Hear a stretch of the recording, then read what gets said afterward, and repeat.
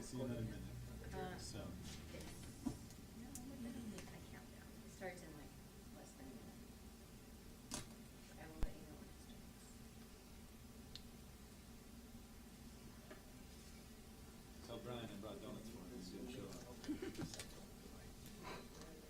been very busy. I got none. Have you not? Last month, very busy. Yes. Yes, very busy, especially with work. Okay. One I'm second. sick of this. Hasn't I'm turned gonna put it 7 on yet. Reach. Did you hit unmute? Not yet. Okay, I was gonna say that. Unmute. And recording. No, not yet. Do I want to record on this computer or the cloud? That computer. This computer. Recording in progress. Hey. Okay. All right. We're recording. So, I'm going to call this meeting of the Woodland Planning Commission to order at 7 p.m. on July 20th, 2023. The role of the Planning Commission is to hold workshops to review and make recommendations to the City Council on all manner of policy and legislative activities, pardon me. In some cases, we act as a quasi-judicial board for land use cases, which can then be appealed to either the council, the hearings examiner, or the court. None of that tonight, I think. Alyssa, would you call roll, please? Tal Jensen, I'm here. Brian Matson, Sharon Watt, Present. Shauna Gawthorne, Present. Robin Zorch. Present. Yeah, that's right. It doesn't, You're on the there. light doesn't come on. Okay. All right. Next up, we have a presentation, is that right? Or do you want to? Do you want to do your introduction first? Up on the slide. Oh, I already did that. Oh, yes, I Yeah. Oh, did you? Yeah. Sorry, okay. I just that far behind. Okay. All right. So let's do citizen communication for items that are not on the agenda. Anyone have something to talk about that's not on the agenda? All right. I will, because we're doing kind of hybrid. If somebody jumps online, I might check again to make sure. But moving ahead, we have approval of the agenda. I move to approve the agenda as submitted. Fantastic. All right, motion's been made and seconded to approve the agenda as written. Anyone opposed to the motion? Nope. All right, motion carries. Great job. Next up, we have approving the minutes of our May meeting. I move to approve the minutes of our May meeting. Second. All right, motion's been made and seconded to approve the minutes of the May meeting. Any discussion about that? Any thoughts, objections, changes? Nope. All right, Nope. anyone opposed to approving the minutes from the May meeting? All right, motion carries. I saw in the packet also minutes, or the minutes for the April meeting. Was that a mistake? I'm sorry? I saw the minutes for our April meeting also in the packet. Is that intentional or was that? Yeah, they okay. should. We're good. Okay. Fantastic. In that case, let's move on to a public hearing. Which I don't. That's great. Okay, so I'm sorry, it's mischaracterized as a public hearing in this case. This is a workshop for retooling our code because I wanted to introduce you to the issues that we were going to talk about. The hearing will be August 17th at your next meeting. So, All right, fantastic. A workshop then for Yep. retooling our code. yep. And then we expect the first reading by the council to be looked at September 5th, and then actually that should be the 19th. Oh no, so that's right. Tuesday the 15th, Tuesday the 5th, and September the 18th, which is a Monday. So that's why there's only 13 days between the two, because of Labor Day. So the Retooling Our Code is a program, it's the name for the program we have where we keep track of small code changes that need to be corrected or fixed or little tweaks to our code.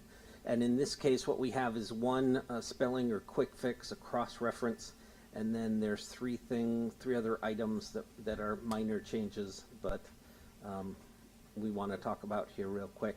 So the first one is has to do with fences on lot lines that front on streets.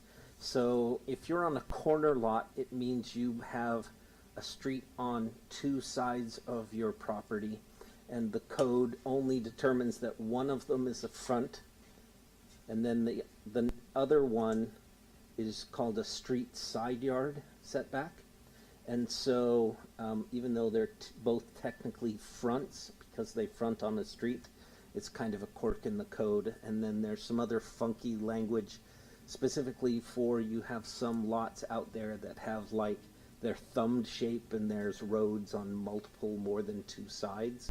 And so, 60 or 70%, and I have a picture of one of those where it's all frontage, and we continue to wrestle with what's the front, what's the side, what's the rear. And fencing is only allowed to be 3 feet in front yards, and staff is proposing code that would allow 6-foot fences in some cases. And those would only occur for lots that front on more than one street, and it would be in the street side yard, the rear yard on through lots, and I have pictures of all of these, so we'll go through them.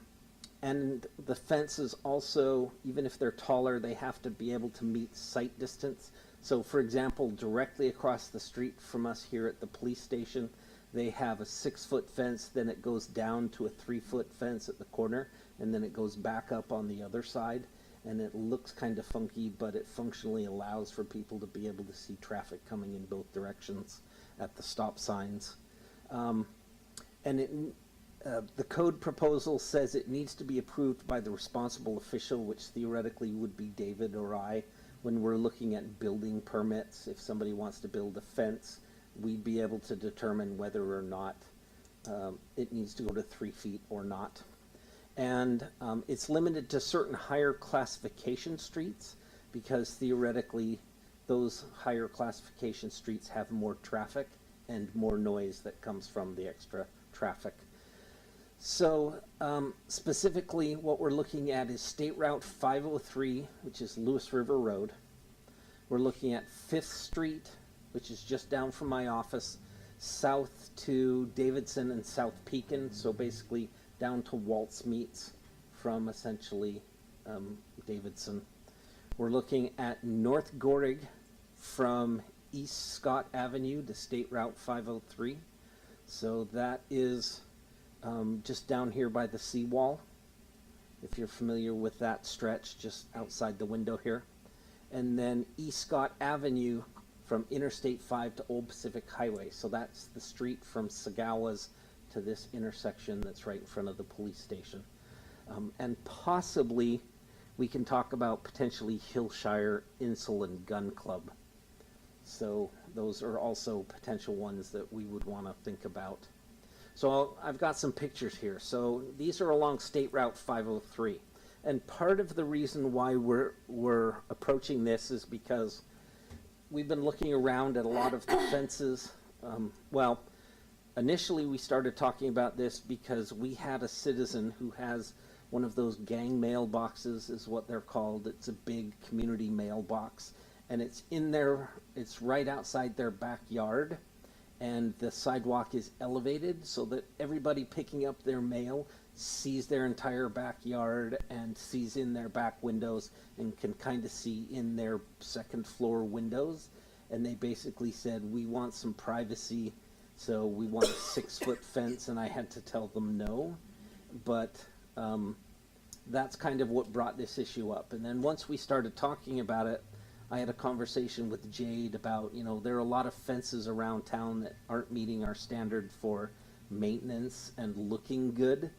And we're only going to create a lot of hate, discontent if we start asking people please replace or repair or fix your fence, clean it, steam clean it, or whatever.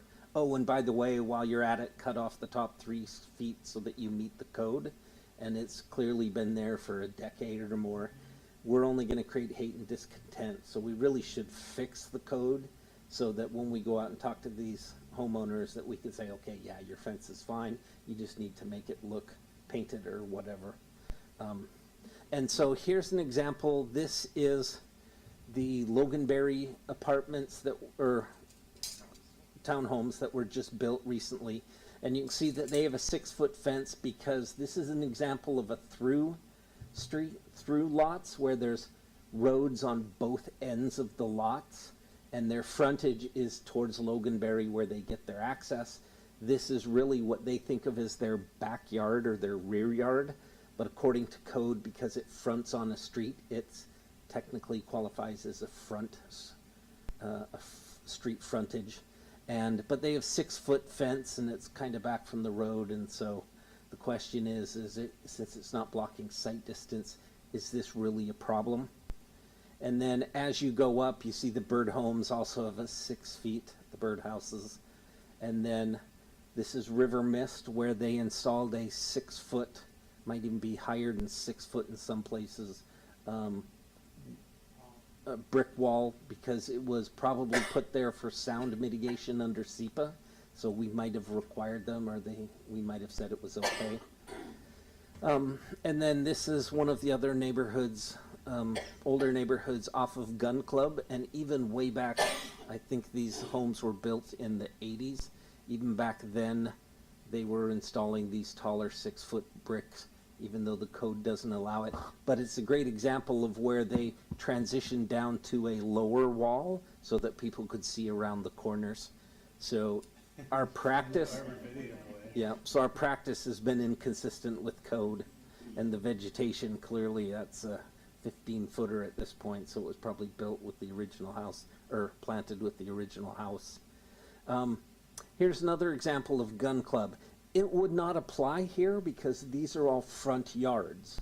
So if someone were to build a fence, it would be limited to 3 feet or 4 feet if they're doing 50%, like a wrought iron Ghent fence or a picket fence. So we don't need to worry about turning these into long corridors like the Death Star, where you just have walls on both sides of the road. Wrong direction. So this is on 5th and Pekin. So this is right at the corner, and it's an example of how their front yard is open. And as soon as you get to the backyard, they've put up a 6-foot fence. This technically would not be okay. They technically should have 3-foot fence here. But the idea that everybody walking by looking into your backyard, if you have young kids, you're not going to be cool with that occurring, and we maybe need to fix the code to address issues like that. This is the site in particular where they have the mailbox at the end, and this is Twin Flower, so this is right at the city limits down by Waltz Meats. And they put up this fence, and it's 6 feet, even though it doesn't look like 6 feet. It's because their property drops down 1.5 feet for 2 feet at that, but gives you an idea of what it would look like. And you can still see around the corner both directions, and you can still see that there's plenty of visibility at the corners. And it's only marginally taller than the 3-foot fence that was there before they added these. This is another example on East Scott, across from Sagawa's, just right actually down the block from where we're sitting right now. And it's an example of the front yard as a 3-foot fence because it's a funky corner with sight distance issues.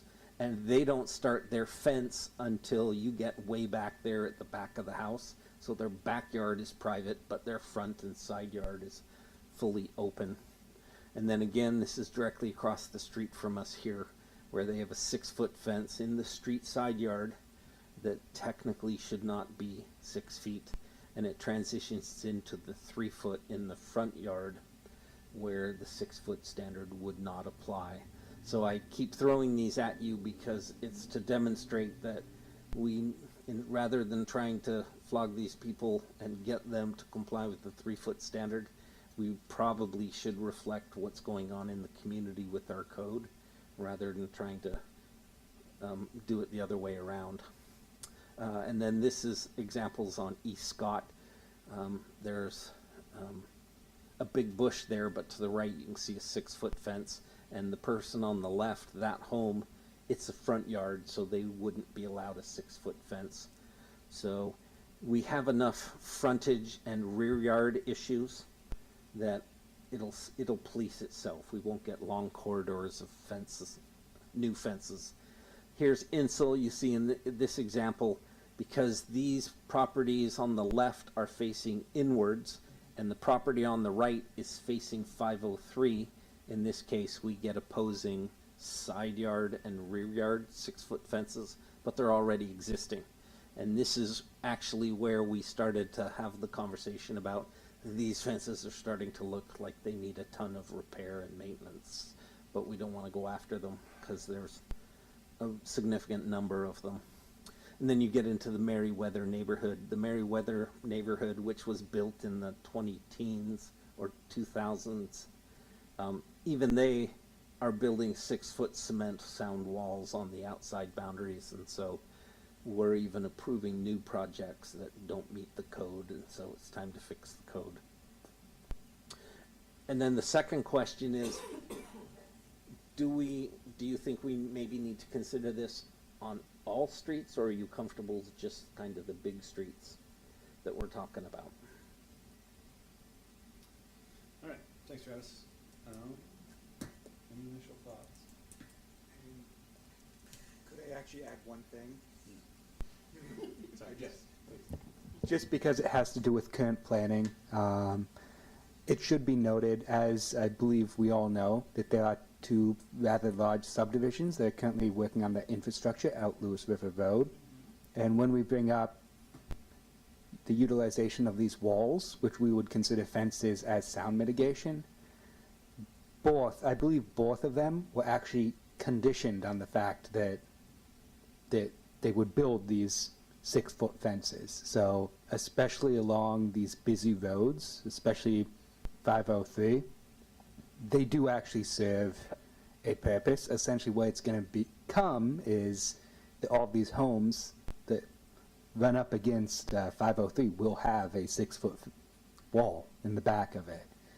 And that is, again, because people don't want to necessarily hear all the people going out to boat in the creek and go to the sites out Lewis River Road and 503 every day in their backyard. You know, there is actually a purpose for why these are being built and why people want these. DOT also likes that they keep pedestrians and young kids from wandering onto the highway.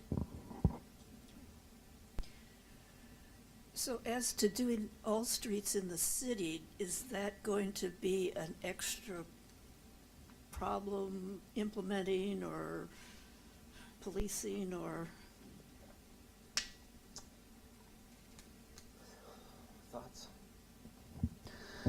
So, I mean, I wouldn't necessarily think that it's something that's going to be an extra problem. The reality matters, everyone who actually puts in for a building permit for a fence, which not everyone does, which is something we struggle with sometimes. But the fact of the matter is, they do put in for a permit for a fence, and it'll actually come generally to me, and I'll look, I'll check, make sure it's outside the setbacks, make sure it follows our code, etc. So we're already doing that. It won't necessarily add much. In fact, it might even make it easier, rather than me having to look up, okay, is it on one of these 6 streets? It's, oh, okay, it works there. And as Travis pointed out, I think that these have been approved in the past, going back decades, and not just on Insel, not just on any of these, but in a lot of the areas of the city.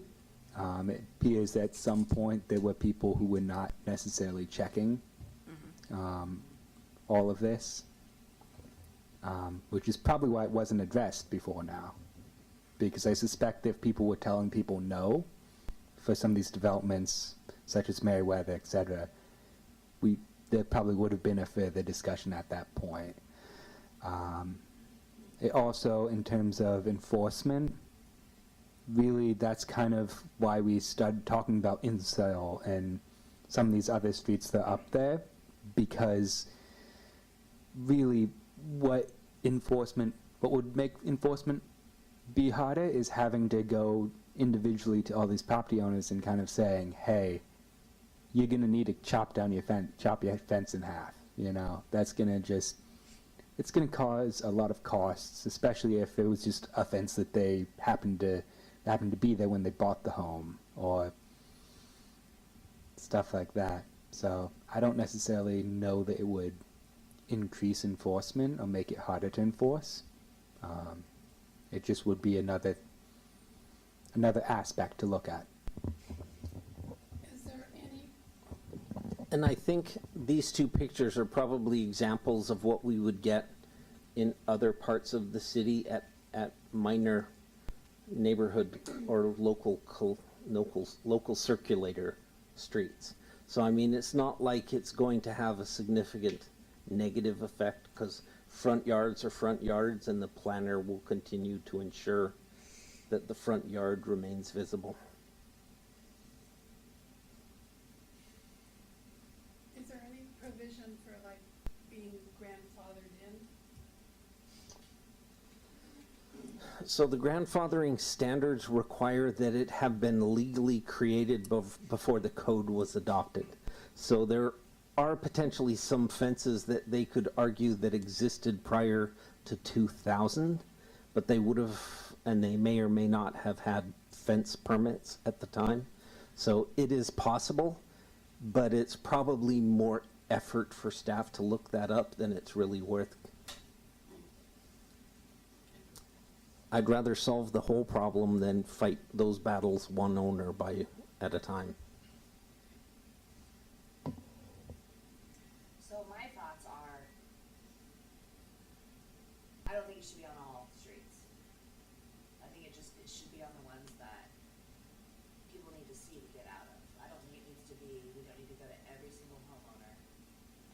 I'm really weird on fences, but like this, you can still see when you get out, but they were just supposed to cover up the mailbox and they kind of went all the way down.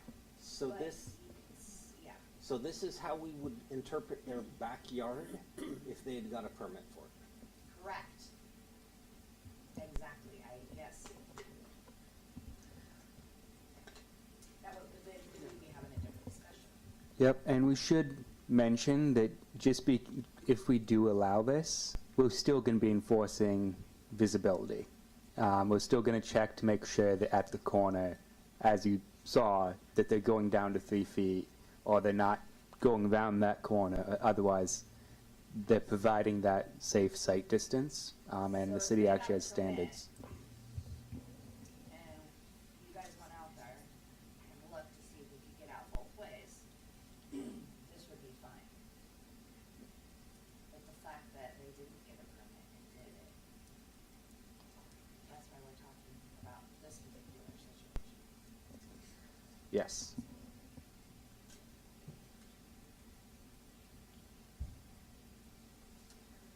But part of that is because they initiated this conversation about a year ago.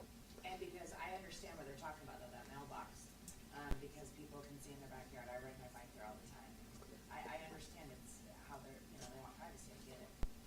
The issue about it. Any other thoughts from commissioners? Okay. I have a couple thoughts. The first is, a little late for this one, cat's kind of out of the bag, but, in a lot of cases, especially on Incel and Gun Club, like, why did we allow lots on 2 roads in the first place? Like, that's just bad design. That's poor use of our infrastructure, and it's kind of stupid, and now we're dealing with more stupid problems because of them. On 503, it's a different story. That's a state road. We don't have much say over that, and, you know, it's just kinda gonna be a disaster no matter what. So, you know, I think different rules should probably apply there. Yeah, I don't like that we're having this problem to begin with. And that, you know, these decisions predate most of us. Like, not all of us. Sorry, yeah. Anyway. I also don't like, you know, a couple of those pictures, there's a 6-foot fence, like, directly abutting a sidewalk, which is not, I don't think that's all right. I think that's bad design. I think that's bad for the city. That's bad for, you know, everybody but that homeowner. But you know, the reason we have these rules to begin with is to balance, you know, the property rights of individuals against the public good of our infrastructure, our roads and our sidewalks. So I think, you know, if we do want to allow some taller fences, I think we need to have some, and maybe that's considered already, but give some consideration to setting that back from sidewalks. Okay, so here on Insel Road, so part of the issue is what they look like, the condition of the fence? But That's- because it certainly isn't impeding sight to get on or off. They're far enough back from the corners. Yeah, so the two aren't connected. We just want to have this conversation before we start talking to people about the quality and state of their fence. It also should be at least 3 feet Yeah, but off the sidewalk. well, there isn't a sidewalk. Well, there's a sidewalk on the left. That's what Tel's talking about, it's butted up against the sidewalk, and it probably should be at least 3 feet. Yeah, and I would say, Well, if we want to those- go above 3, let's go. They're very small backyards there. I don't know if they. Yeah, I understand, but like, so, there again, like, it's not the city's duty to, you know, right the shortcomings of individuals' lots. Like, that is not, there is no public interest there. If somebody buys a lot and they don't like the constraints of that lot, that is quite frankly not our business. You know, I think there's room for, you know, reasonable flexibility, of course, but yeah, I mean, to some degree, we allow those lots to be created, so there is a little bit of So how much, responsibility there, how much area do you think there should be between the fence and the sidewalks? Because the trees are between the fence and the sidewalks. and I would say 1 to 1. So if you want a 6-foot fence, you need to be 6 feet back from the sidewalk. Right, well, that would, for those houses, that would put them practically in the back of the house, I guess. It might, yeah, Yeah. and you know, like, that is unfortunate. There is no requirement for them to have a 6-foot fence. Yeah, that's true. They could have a 3-foot fence. It wouldn't be, They could, and if it's, you know, if their backyard is that small to begin with, you know, what are they doing with it? Do they really need that privacy back there? I don't know. You know, it's, because I think, you know, it wasn't the homeowners, individual homeowners probably who put that in. I think it was, you know, when the development was developed. yeah, and that was, I would say that was a mistake. I don't think that development should have been allowed because neither Insel Road or Gun Club Road are large enough to justify that treatment the way that 503 is, for example. That's just doubling up on roads for no discernible advantage. And I also, like, it just hurts me in my soul that we are, you know, we're saying, okay, you can have a 6-foot fence, except where it might make being in a car, you know, more problematic, right? Like, we're not, so we're saying, okay, special consideration for driving cars. Not special consideration for people like who live in the neighborhood and are walking through it and enjoying it, or taking a stroll, or riding their bikes, or walking their dog, or just like around, right? It's for, we're driving through that. And I understand that there's a safety consideration there, and I think that's important. But I think, you know, the reason we had these height limitations in the first place was not for cars. It was for the livability of our city. And again, there has to be a balance between that and property rights. But I think the issue is that people want privacy. I understand, but, that comes at a cost. That comes at the cost of, the utility of our public infrastructure. And where that balance is, is obviously up for debate, but like that, I just have, it feels wrong and counterproductive to be being lenient on this thing, except where cars are involved or driving is involved, and that just doesn't sit right with me. And I'm also like, I do struggle a little bit, in situations where it was conditioned to have this big ugly wall that makes a canyon of a road, like, we basically required them to do that, right? But in other situations where, the code was in place and somebody disregarded it, I have a little bit of trouble with saying, okay, well, a bunch of people did that, so now we have to change the rules. Maybe that, ultimately maybe that's the right thing to do. It's just like, got a little bit of maybe. I guess it's kind of like pick your fights. Do you want to have have big fights over this? Yeah, and I don't know. I think, I definitely, I think personally where I'm at would be confining it to, those big streets, or roads, if we're gonna allow it at all. I'm sorry, can you repeat that one more time? Confining, so if we're gonna raise the limit from 3 to 6 feet for these, multiple frontage lots, that we would confine that to the large streets that we've got listed here, so 503 and. So that would be the first 5 and not the optional one down below? Yeah, those just don't, even East Scott Avenue, I'm kinda, I guess I don't see what it's like during commute hours, so maybe it's a little more extreme than I think it is, but, that's just not part of my route. There's a lot of truck traffic on Is that there? road. Okay. Because I live over there.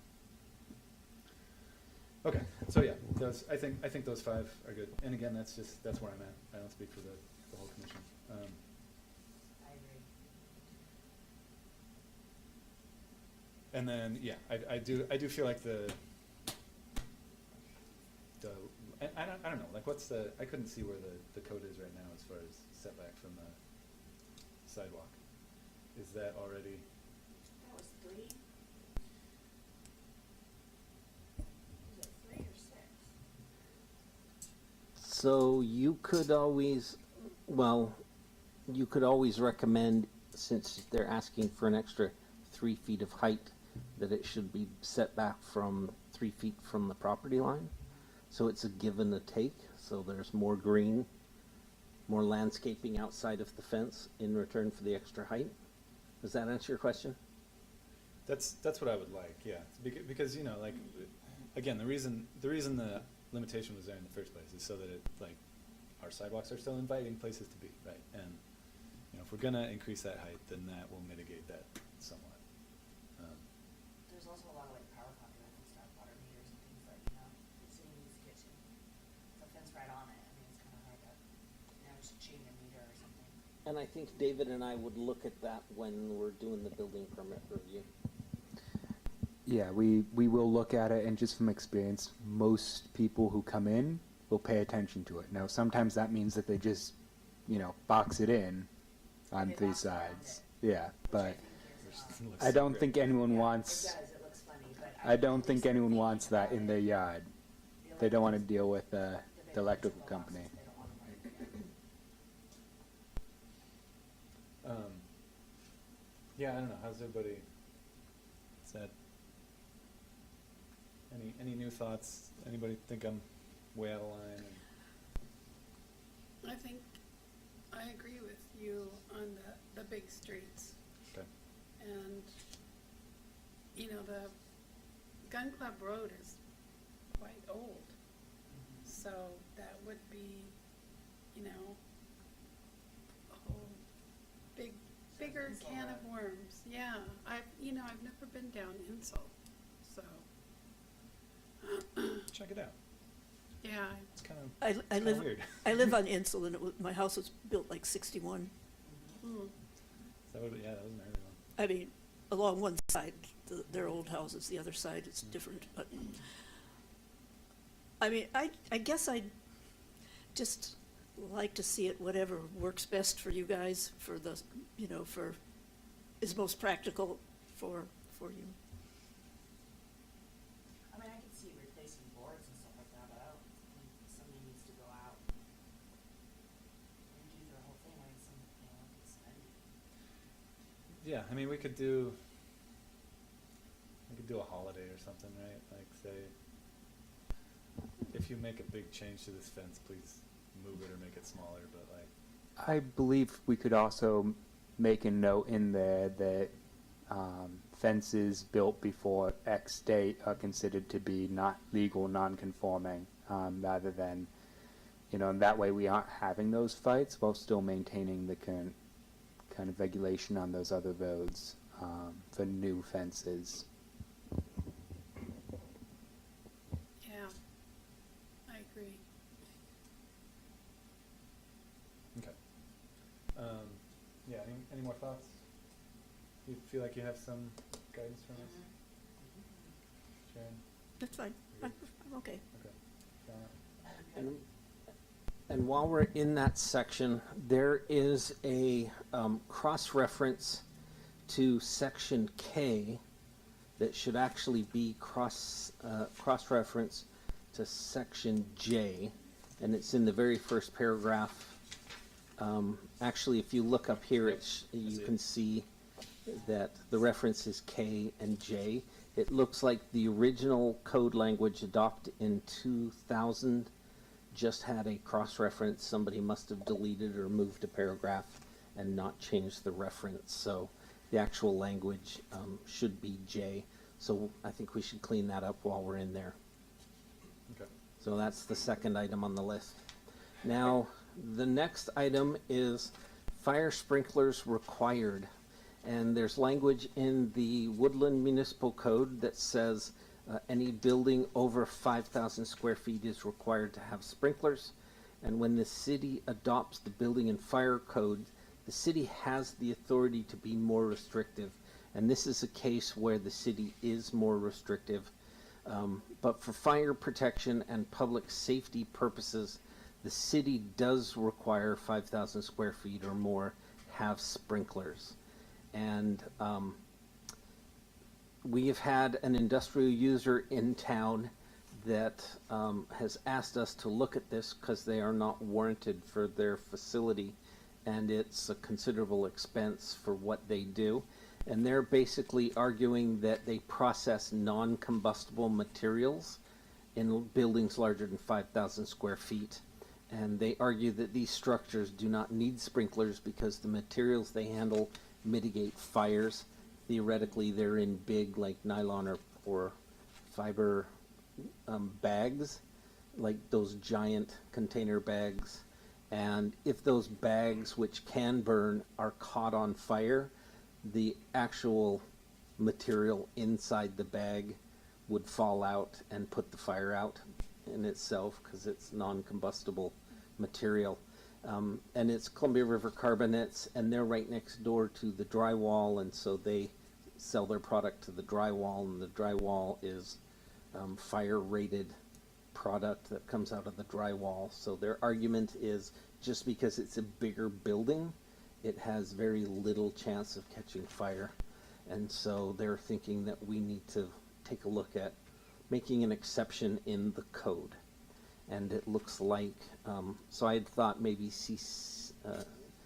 CRC and Fire Rescue would be here, but it looks like Fire Rescue is here if you want to ask him questions.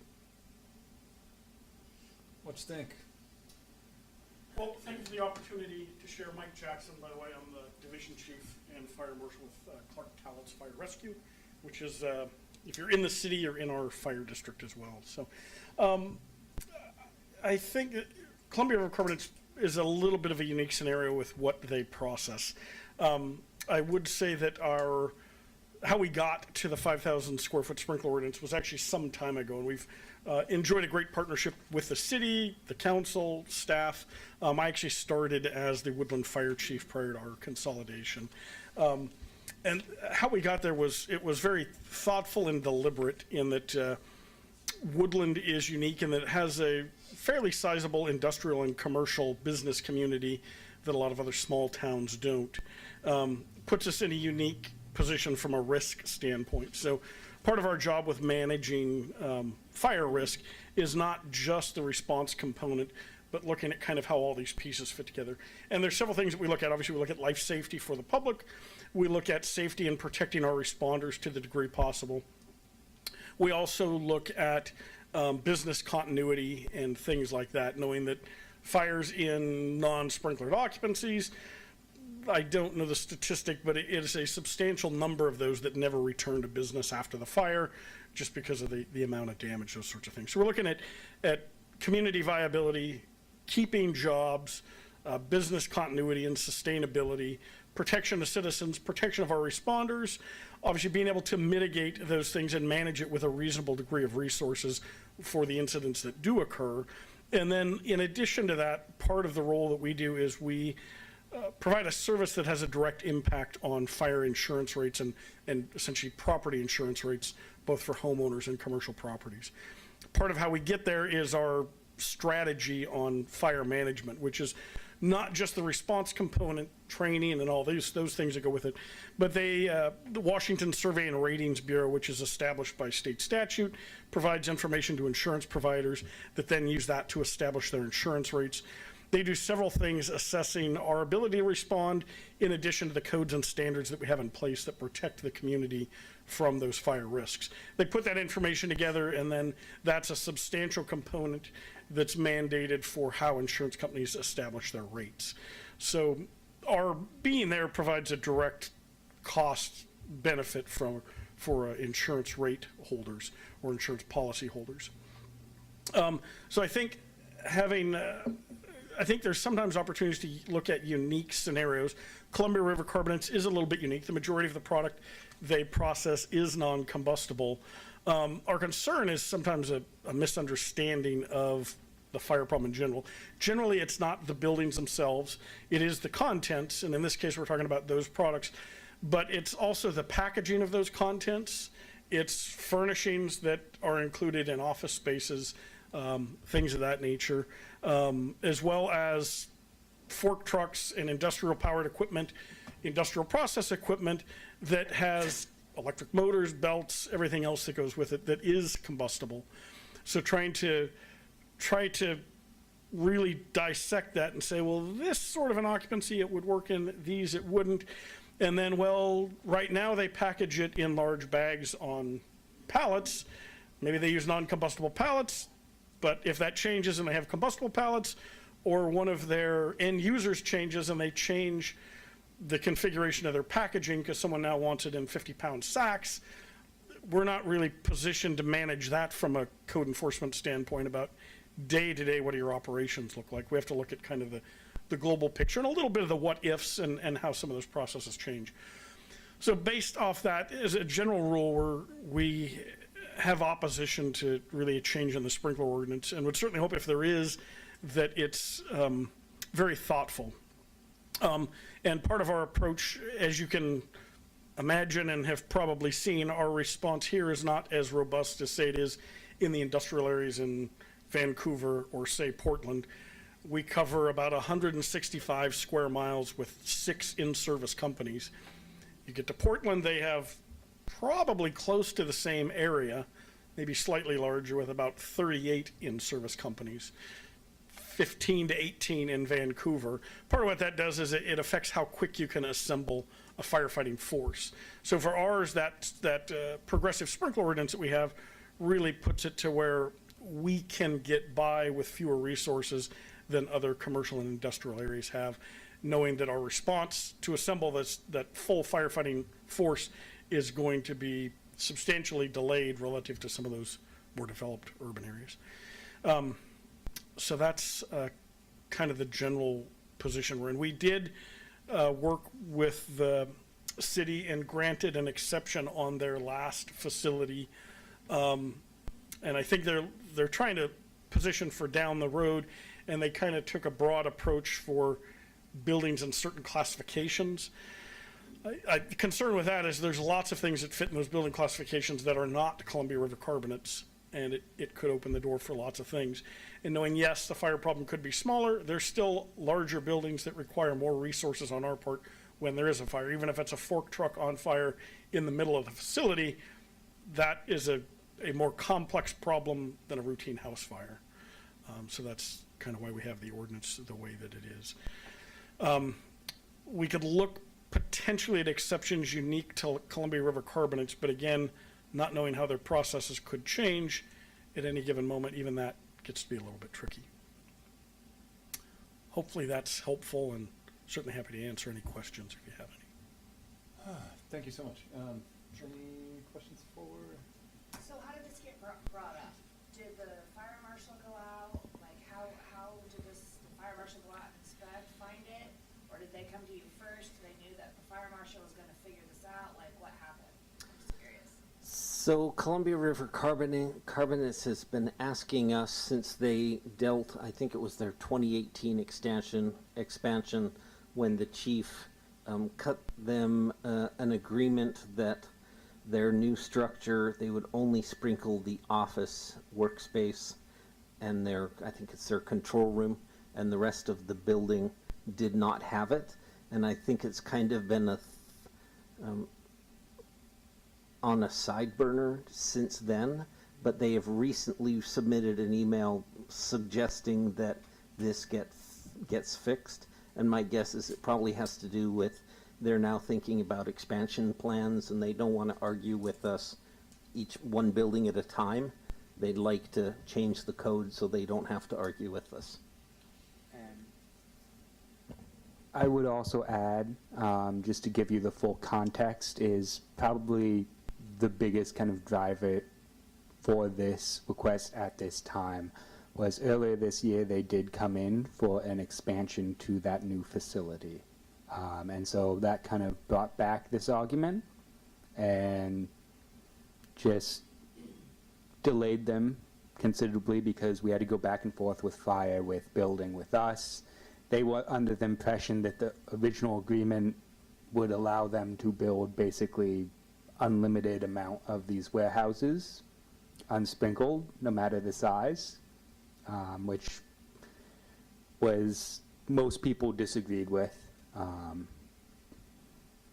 However, ultimately, after talking with the chief and coming to an agreement that we did come to a final agreement that this current expansion could be built without sprinklers, so long as they agreed not to ask again, essentially.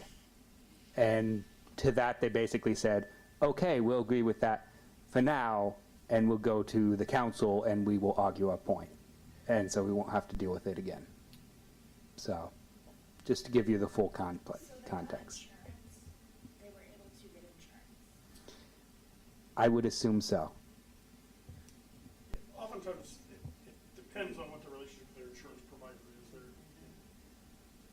And insurance companies vary, and they would be able to get insurance. Argue if we change the code citywide, it could potentially impact everybody's insurance rates across the city because it would essentially change our codes mitigating against fire risk. So this was not really, it wasn't a retroactive, it was based off a new proposed project development. And they had planned for future expansions, some even prior to this last project, and with that they included water infrastructure for fire sprinkler systems on their property, including stubs for fire department connections that would go to future buildings and that sort of thing. So at that point, it seemed that there wasn't an issue, and that was going back maybe 2 or 3 years when they did a lot of ground infrastructure improvement on their property. So this seems pretty clear cut to me. I think we have a great code that a lot of work went into, and I don't see any reason to change it for Columbia River Carbonates. think that just opens up a whole bunch of new problems that are wider than this one project. And I don't think it's a great idea. I'm noticing that, I don't know, I get the impression that Woodland has a reputation that industrial organizations can kind of run over us. And that's, I don't think we need to, like, be pushovers for them. It's a great company, they've been here a long time, that's fantastic, I want them to stay here, but we don't need to change our code just because it would be cheaper for them. I can add too that particular ordinance is actually consistent across the 3 cities in our district. So, Ridgefield Center and Woodland all have the same approach on sprinkler ordinance. Yeah. And there are other areas that are even more stringent with 100% sprinkler ordinances. Yeah, and I can certainly see that making an exception for one can lead to other problems. Could open that Pandora's Yep. box. It also becomes where if folks change their process or if the use of the facility changes, Yeah. some of that can be addressed with a change in use and a new permit filed, but that gets complicated also, whereas if the building's protected on the front end, that affords that a lot of flexibility down the road for change of facilities. Yeah, I like where we're at, so, seems like Yeah. there's pretty good consensus Yeah, in the I commission. agree. stay the course. So.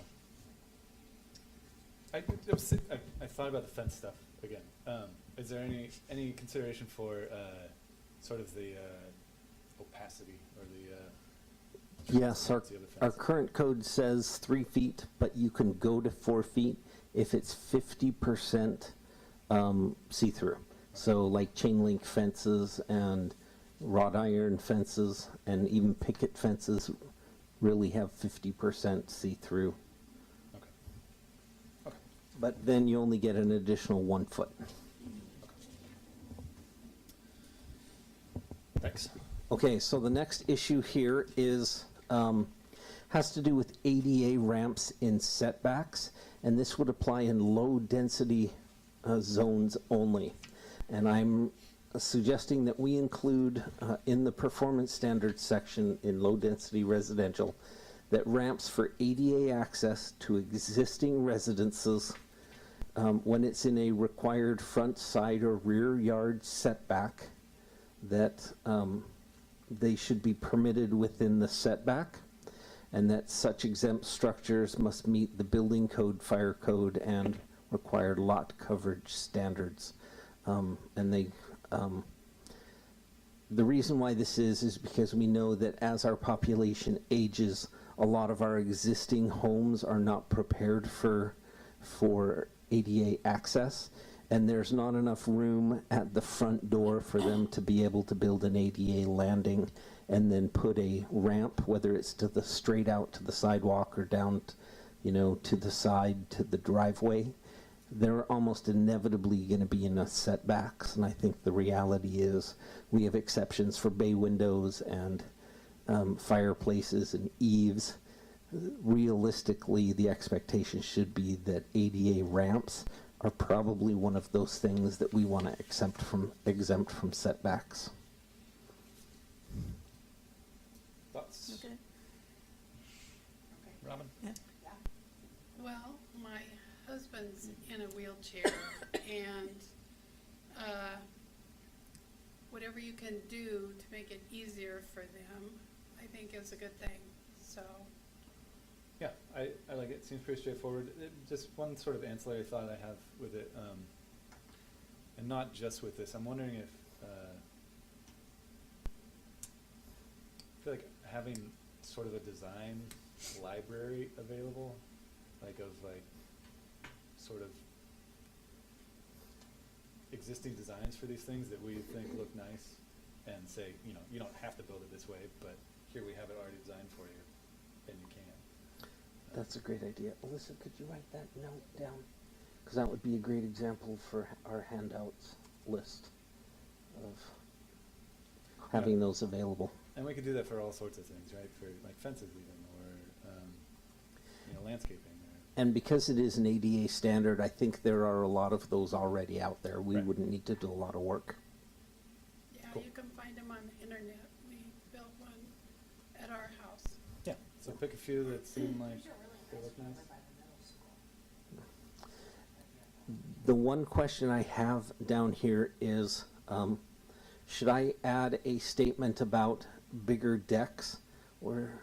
So we don't necessarily want them building a giant deck in their entire front yard and saying, oh yeah, it's part of my ADA ramp. Should it be limited to ADA required landings and ramps?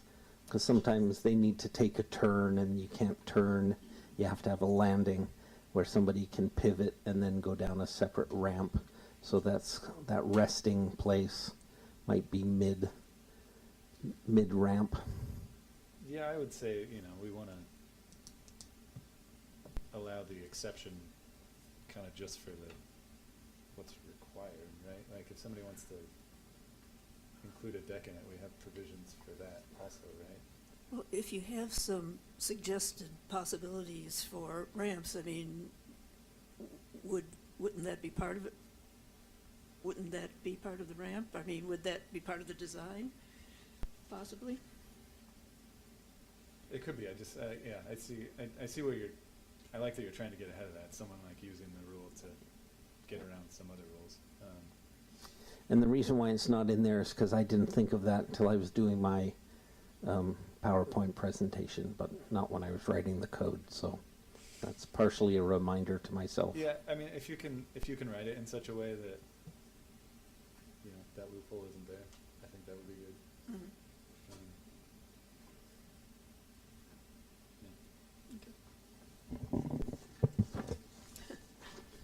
Okay, so the last of these small code changes would be to add a section to our street numbering code. That would be chapter 12.30.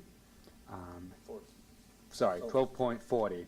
There's a typo there, but it is, it's 12.30, and it'd be 12.30.40, which is to explicitly require signposting and / address identification for all current, all new and existing buildings.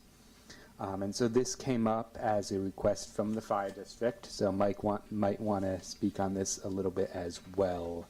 And essentially it just brings our own code into compliance with the International Fire Code. So what I did when designing this section of code was try to take this existing section of the International Fire Code and break it out into a more readable, more easy to understand list. In general, what this requires is for all buildings to be posted with their address, and it specifies that the street number has to be a number written in numbers, so 1350 in numeric characters, and then the street name itself has to be using the alphabet.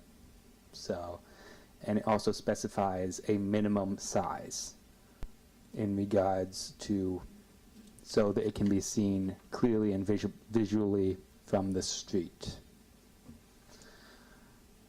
So I did put the exact size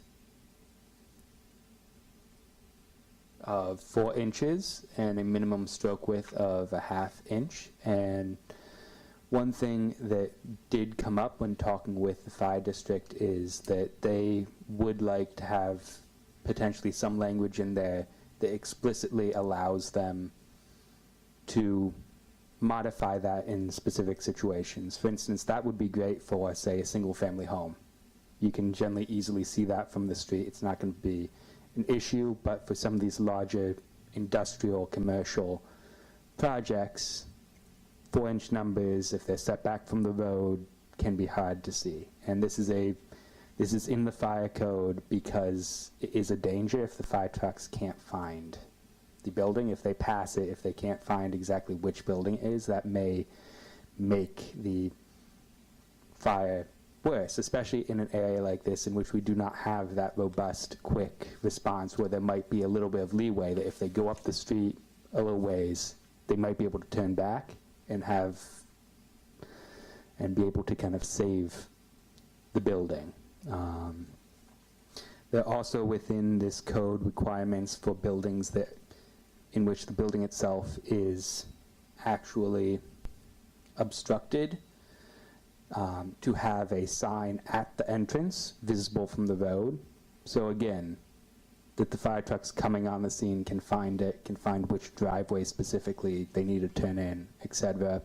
When thinking about this, I was actually thinking about a specific current development project that is ongoing in the city. There's an industrial development that is located behind a mapped fish-bearing stream with a bunch of trees all within that buffer area. And so they're never going to be able to clear those trees and be able to get that big building with the big letters visible from Kyle Road, which is the road that's fronting it. So in that case, it's important that they have a sign stating the address right at the entrance, because otherwise it'd be really easy for the fire truck just to go on and go out into the fields before they realize we've overshot it and have to come back. So yeah. Yeah. When I think of this, I think of example like an apartment complex, and they should have a big A and a big B and a big C, and instead of a 2-inch 101 on the door, there should be out facing the parking lot 101, 102, 103, 104. So that way when the firefighters, when they pull up in the parking lot, they're not running to each front door. Is this 101? Oh, is this 103? Where's 107? So they can see from the parking lot without having to guess. And if you want to see a good example of this, you can actually go to the Walmart, and you can actually see that there's, I believe it's the top right corner as you go into the main entrance. You can see that they've got their address written up there in rather large letters. And again, that's because you need to be able to see that. It needs to be easily visible, and that was, I would assume at the time, the best place for it, because it's right on the entrance road. It's not going to be obstructed by other buildings that would be developed around it, etc. Okay. Seems reasonable. Yes. Yes. I would be fully in support of it, Mike, if you would get smaller fire trucks. Can we make that deal tonight? I wish I were in a position to do that, for sure.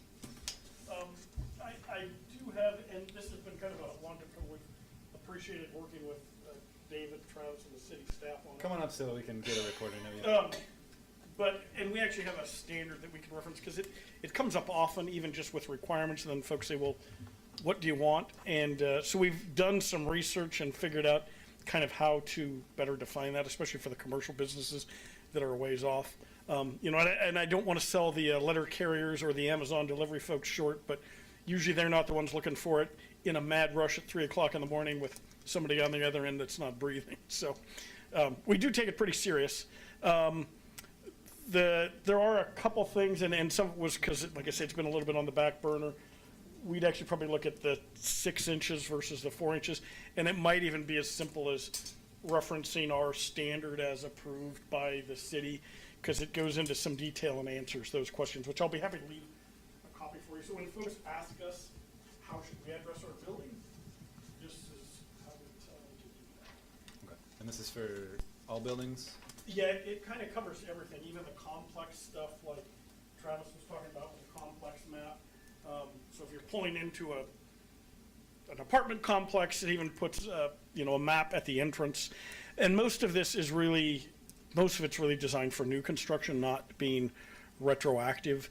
And it becomes, for one, the fire code doesn't apply to 1 and 2 family homes. So we can't really enforce addresses on homes. Mm-hmm. We can help educate the public, try to encourage them, try to give them the tools to do that effectively. Businesses we can. And we try to be cautious about anything that's retroactive, if they've had something that's existed for a long time. Folks sometimes might even laugh about like Walmart, because people, well, it's Walmart. But it depends on where you're at and how the phone call comes in. If it's through their alarm company and that, sometimes all it gives us is an address, and you might not actually realize it's Walmart until you're at the address and say, oh, 1400 Dyke Access, that's actually Walmart. So it is important on all of the places, regardless of how recognizable we think they might be. But anyway, so that's a copy of our standard, and again, we've appreciated the work with the city on trying to help get that addressed. We think not only will it help us, but it'll help whoever it be, including letter carriers, the Amazon delivery folks, and whoever else might be trying to identify it. Yeah, it seems pretty straightforward. My first thought was of like charming little villages with where individual houses are named, like Bartleby House or something like that, but I don't think we have any of those, so. My previous neighborhood, there was a few folks that had it spelled out, you know, so it would say 1360 all written out in letters, which is ornate and beautiful, but the whole idea of the address is for quick ID and to find it without. Okay. Yeah, this one, I don't know. And just to clarify that when it says new and existing buildings, I think the thought is more that if, say, an industrial building changes occupancy, that would allow us and would allow the fire district to more easily get them just to add that as just kind of routine upkeep. I do not think the intent is for us to go around and tell every business, you know, these old existing businesses, you need to do this now. It's more, okay, it's not just for new construction.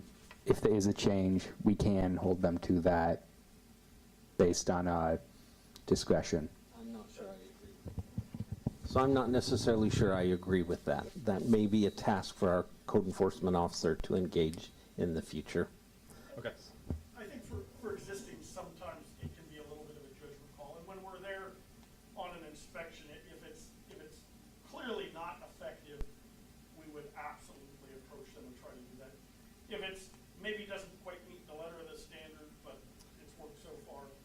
And obviously opportunities, if we have a delayed response because we can't find your address, you can sure bet that we'll try to make sure that you know that that was why, and here's how we can prevent that. Yeah, I don't know. I'm having a hard time imagining there being a lot of pushback against a recommendation like this. I don't think it's a terribly expensive thing to comply with, so. Anyway, yeah, I think we're in agreement that it's a good change. Yep. Has our support. All right. Thanks. That wasn't especially fast, but we got through it. We move on to some actual public hearings now. We'll play it by ear. We may not get through all these, but first up is Comprehensive Plan 2023 update to Chapter 2, the Public Involvement chapter, and we have item 230095 as a supporting packet. Before we jump into these public hearings, anybody have any ex parte communication or conflicts of interest they need to disclose? Nope. All right, me neither. Let's go on ahead then. What do you got for us? Bye. Thank you so much. Thank you very much. So again, the slides are the goals and the policies. So usually you guys you've been leading them through and just asking if you feel. In this case, there was some feedback which was sent to you a couple months ago when we had this conversation about the public participation plan, but there was no feedback on these particular goals and policies. So. Okay.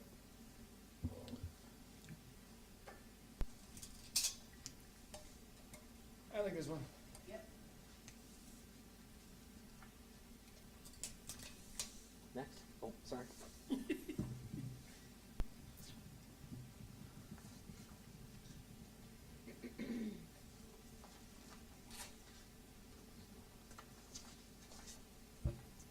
Okay, so there was one comment on that, right? Yes. Please include a process to be involved by Oh, thank you. technology. So was wondering where that, did you print that or is that my copy? I don't know. I think at this point in time, we can take that for granted. Right, just because it doesn't say so explicitly doesn't mean you don't do it. Yeah, yeah, I think, I like the thought, but I think it's just extra language that we don't, You're right. maybe don't necessarily need. So, I think we're good as it is. Yes. All right, next one. And if anybody has anything at all, jump in, don't let me railroad you. Yeah, this one's good. Thumbs up. Next. Yeah.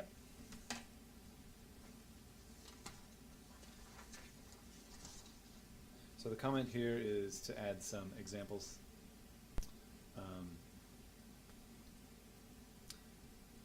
Which again, I think get it, but when you start adding examples, then it's kind of like limiting. yeah. These are pretty broad They're supposed to be broad. policies without specifics, right? Mhm. Which kind of seems to be the point. Yeah. Good. The comment is, well taken though. So I think you feel all right with this one as it is? Yes. All right, thumbs up. Next one.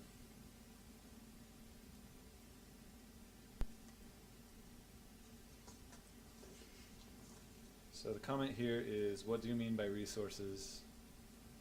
Tax dollars.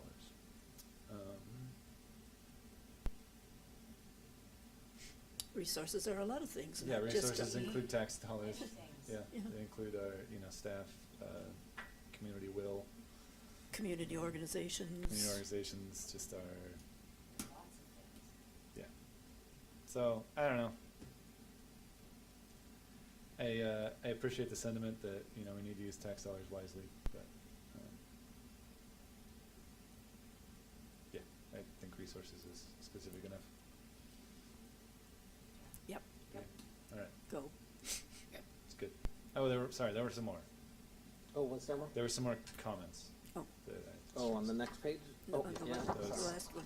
Local resources, please specify how much and source of dollars.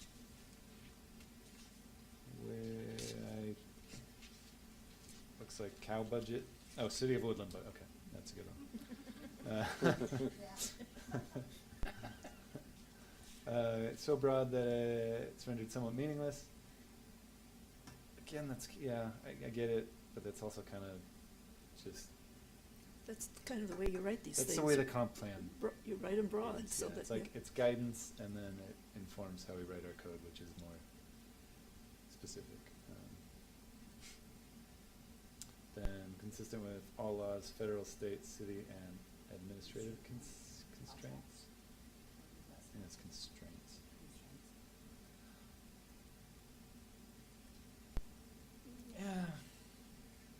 Yeah, I don't know. Seems like it's just adding words that don't really add much meaning, so. I think we're good. Mhm. Yeah? Alright. Next one. Okay, so Woodland will encourage public and private involvement in community traditions as well as active encouragement of volunteerism and activism. The comments here are, how will the city do this? Resources, staff, time for private involvement? Question mark. The other one is active encouragement in community traditions, how to encourage, please give examples. It's I'm noticing a theme here. People want more specifics. Mhm. Um, And I think, unfortunately, this is not the place for those specifics. And you put in specifics that, in a few years aren't there anymore. Things change, yeah. It's true. All right, so, yeah, I like it as Yes. it's written. Yes. Yeah, good. Next up, number 5, the city shall develop and implement a process to ensure that regulatory or administrative actions do not result in an unconstitutional taking of private property. Comments are, does this include shorelines, infrastructure, right-of-way, etc.? And we need definition so as to not have more bureaucracy.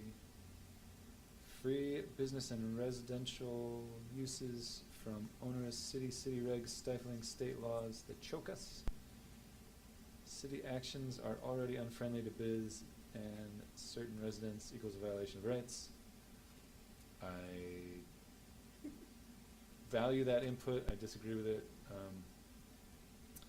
and I think I like this policy, because I don't think it's really gonna, you know, we're not gonna implement any administrative actions that result in an unconstitutional taking of private property, right? Like, there's a small chance we're gonna do that on accident, and then it will ideally be remedied, but I like this just sort of as a signal to folks that we are Following the Yeah. rules. and considering, you know, that in our city, activities as a city, we're gonna take care of their private property, I guess, like, give consideration to their rights and due process and the Constitution and such, so, this to me, like, the specific wording of this seems sort of secondary and not terribly important, because I think it's about a signal to folks that we're not gonna trample them. Okay, so I like it as is. It's fine. Yeah. Yes. I hope we got some Can I? thought. Yeah, please. So I do want to bring up one thing about this condition, and that is the city shall develop and implement a process to ensure that regulatory. So if anything, I might recommend removing a process too, Okay. and In this case, yeah, I like that. I think you're right. We don't need to obligate us to. Okay, so write then an how would actual- it read? So the city shall develop and implement, How about the city shall ensure that regulatory or Yeah. administrative actions Yeah, okay. do not Yeah. result in an unconstitutional taking of private property? That sounds better. So shall's kind of like. Shall means that you must. Obligates Yeah, us. obligation, Yeah, right. and that's pretty, oh, that's why I printed the I wrong think one. that's like the Okay. agreed upon word for that. Otherwise, you'd say something like strive to, or will Yeah. try to. The city might ensure that, city, if it suits us, we'll think about it. If they feel like it. Yeah, depending on Okay, how we so feel that, that day. so that was the last one for that Okay. chapter. Cool, great job. That was quick. All right, next up is the housing chapter. And this one is pretty substantial. Do you maybe want to try and tackle the other two? Okay, And yeah, and then we can let this go one for stand bulk alone maybe. Instead of, Okay, yeah, let's, that sounds good. So let's move on to the economic development chapter.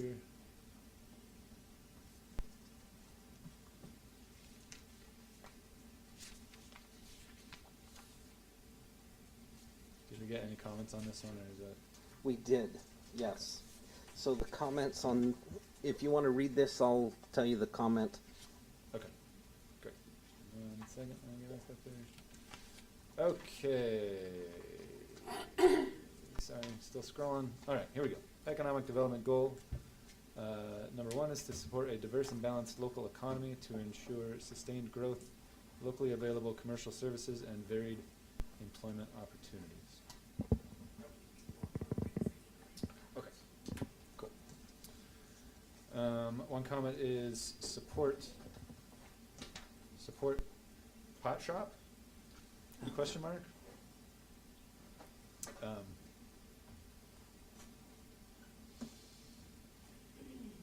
Potentially, I mean, I don't think that's like ruled out or explicitly included in this, but as a part of a balanced local economy breakfast, depending on how the community and the, feels about that, I think that, could be included. I don't think we need to explicitly call it out or do the opposite, like bar it. Again, that's trying to give Yeah. specific things when. Way yeah, too specific for Yeah. that.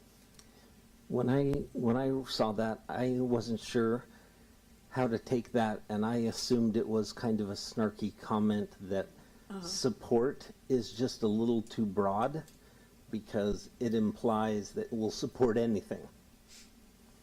Okay. Okay. I appreciate it. Again, yeah, I we're agree being with we're that. being That's broad, not we're what being we're here vague. for. What's that?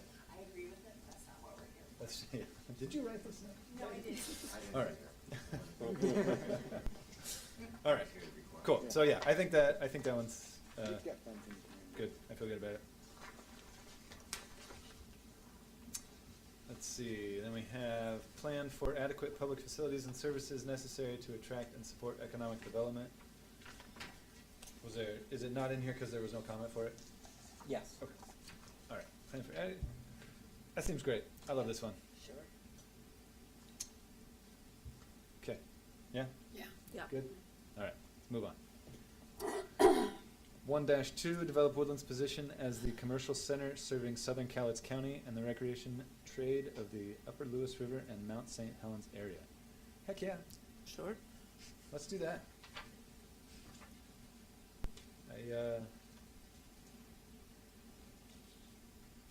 I don't know who our competition would be, personally, but yeah, let's develop that. Yeah. Yeah, Yes. yeah, Good, good. course. Sure. All right, No competition. yeah, we're gonna just blow them out of the water before they even try. All right, 1-3, actively participate in county, state, and federal planning and programs for Mount St. Helens related tourism and recreation development to promote consistency with local objectives and policies. I'm just kind of a thought about this. I like that we're kind of leaning into sort of a Mount St. Helens. What's the word I'm looking for? Orientation. Tourism. Emphasis, focus. Yeah, all of those things. Encouragement. Yeah, I think that's a great thing to kind of have as part of our identity. You know, any from this stuff and the sculpture at the roundabout. Yeah, I think it's good. You know, there are varying opinions about how that one turned out, but Yes. I like the idea. So, Okay. Yes. all right, cool. 1-3, check. 1-4, work in partnership with downtown businesses, property owners, and community interest groups to maintain and enhance the downtown area as a retail, trade, service, professional office, financial office, governmental office, and cultural center of the city. Well, I like this one. Putting council chambers out here kind of undercut that a little bit, but that notwithstanding, I think this is a great one. Yeah. Yeah. Yes. Right. And I would like to take this opportunity as a just for posterity, in case anyone ever listens to this, that it's worth noting that our downtown development pattern is beloved. We should expand that elsewhere in the city as well. But that doesn't affect this current discussion. Just my own hobby horse. All right, let's move on to 1-5. Use the advantage of freeway visibility to establish the city as a traveler tourist service center.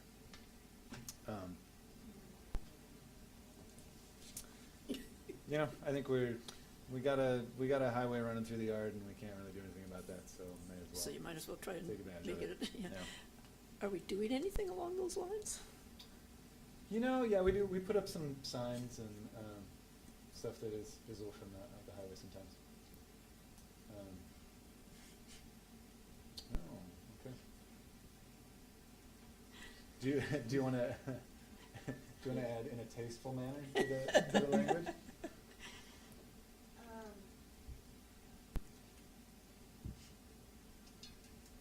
It's just a personal opinion. But, you know, personally, that you are on the commission to offer your personal opinions. So, have at it. I find this, when we went back to the signs, I find it tacky, I find it, I don't know, I don't like it. Are you, I just don't think it's, I don't know, I just. Which signs are you talking about? Well, freeway visibility, I don't know, I don't know. I mean, so it could also be like you can see the Moose Lodge from the highway, and it looks like a cool building, and you can kind of see the highway. You can see all downtown, and you're like, oh, it's a place I might like to stop. It could be, understood that way as well. Yeah, that's true, that's true. Or putting up signs on the highway where they have like these food businesses are available to you. Come eat at the oak tree. Travis, you Like had billboards? billboards, yeah. No, yeah. no billboards. I'm not I gonna agree. I'm No not gonna billboards. encourage billboards, but No signs. As the Director of Community Development for the city, I wrestle with this one. And specifically, I continue to point to the fact that the majority, if not all of our commercial, is highway commercial designation. And it implies that the city only cares about focusing on people on the highway, and we don't address the needs of our community. And I have a hard time wrestling with that, although it doesn't mean that this isn't necessarily something that we should be striving to capitalize on. At some point, we're shooting ourselves in the foot. yeah. Okay, so I would. Well, can I say Sorry, something yeah, real please quick? go on, Rob. There are signs, the small state signs Mhm. on the freeway directing people to that stuff already, so having Well, it that's be with, like, directed to, Every place. does. Every stop does that. Yeah. yeah, but having What does it it take to be, get your business on this? You can contact DOT, and if there's room, they'll do it. Sorry, I talked over you, Robin. I'm sorry. well, of course. Oh no. But you could have something directing people to downtown. Yeah, can we have a little like "Welcome to Woodland" logo on the highway? I think our Woodland sign I think is adorable. The one that got moved over to across the highway. I love that thing. Well, I was thinking about getting it tattooed on me somewhere.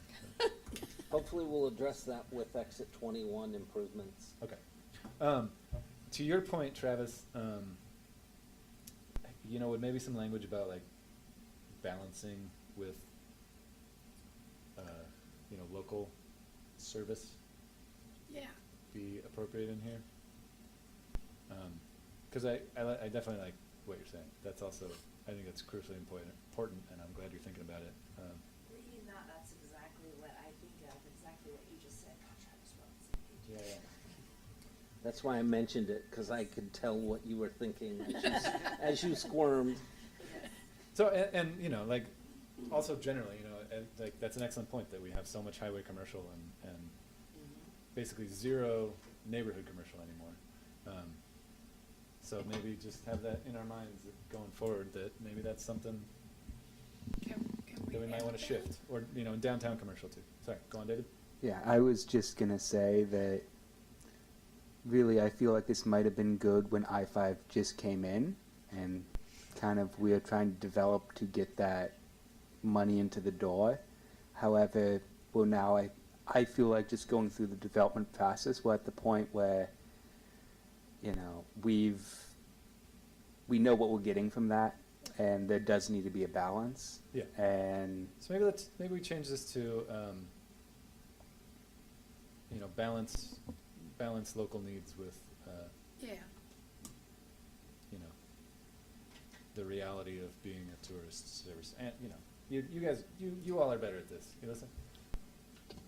So one benefit I could see from this is people coming northbound, if they're looking for gas or food, and don't get off at A-Lin-A, their next stop is Woodland. So if there can be, I don't know, any sort of direction, oh, we have gas here, we have food here, and not have them turn around and go back, that Or- might bring more people in to stay. Yeah. I like that. Just make it like a labyrinth, like the grocery stores, put everything you definitely want at the very back. Back. Right? Yeah, we gotta make it Just like pointers, labyrinthine yeah. route. If you get off the highway, Make it you gotta not drive through want downtown. to get back on. to get Or even back just on. signs, we have Yeah. this, we have this, we have this. Yeah. like that. So, how about deleting the word advantage in some way? Yeah, I do. Is it an advantage? The reality of freeway visibility. It isn't, yeah, I mean, oh, that's what I was gonna say. Woodland did have the last, as I understand it, the last stop sign on I-5. Oh, really? Yeah, so maybe we try to get that back. Four-way roundabout. Oh, a roundabout. A roundabout, That's yeah, good, okay, yeah. yeah. Let's do that. I don't know, you feel like you got some direction from us on, Sure. I know. So a balanced with local needs Yeah. statement. Good, I'm glad we got that, that was important, glad we didn't blow by that one. Okay, EC2, partnerships. Partner with agencies and organizations to increase opportunities for economic growth. And the comment is, please specify what kind of agencies and organizations you are thinking of. Again. We're not gonna do that. They can change. Yep. Yeah. I sense this person's frustration with the Lack of vagaries specification, of a yeah. comprehensive plan. But that is sort of its purpose, so. Let's say yes, I get it, and move on. All right. Next one. 2-1, support and participate actively in the work of the Cowlitz Economic Development Council and other local and regional economic development programs, planning, and actions. Yeah, I like this. I like Yes. just being involved in regional Yes. business and Yes. not being here in isolation. Good, check. 2-2, coordinate with and seek economic development assistance from the Port of Woodland, Cowlitz Economic Development Council, Washington Department of Commerce, and private property owners to work towards economic development and diversity.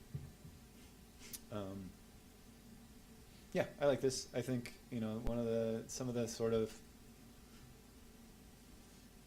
small town planning folks I follow talk about a ratio of public to private, or private to public investment should be about 40-1. Again, we're not gonna put that in there, but just this idea that, yeah, we're gonna spend money on stuff, but, the private organizations that are gonna benefit from those things should probably be leading the charge budget-wise. I don't know, any thoughts about this one? No, no problems. 40 to 1. 40-1, yeah. All right, it's good. It's funny. We've been talking about being really vague, and then this is actually pretty specific. But I think it works because those are long-term institutions. All right. Commercial land use / central business district. Encourage expansion and redevelopment of existing industries and business in the community. Love it. Yeah. No arguments. All right. 3-1, work with community groups to continue event programming in Horseshoe Lake Park to bring people downtown. That works for me. I think, programming in Horseshoe Lake Park is like a value unto itself, but we are in the economic development policy, so I don't have any objections to this one. No objections. Yeah. Okay. Check. 3-2, continue to foster downtown redevelopment to support tourism and economic development generally, protection of existing public investments, protection and expansion of the tax base, overcoming of obstacles to privately initiated investments in downtown, and maintenance of community identity and appearance, because only the city, okay. This is kind This of one wordy, is- isn't it? This, there was a committee involved here, but, I don't know. Just this one, I don't disagree with any of this stuff, but it just seems like a mouthful that just is, one of these things is not like the other, and it is this. Yeah, policy. it's so long. So you want to pare it I down? think there's just too much, yeah. Do we just say continue to, first two lines, continue to foster downtown redevelopment to support tourism and economic development, period? I like that. Yeah. I think we should add it because only the city can marshal certain financial resources and public improvements. You like that part? Oh, Yeah. But is that a policy statement?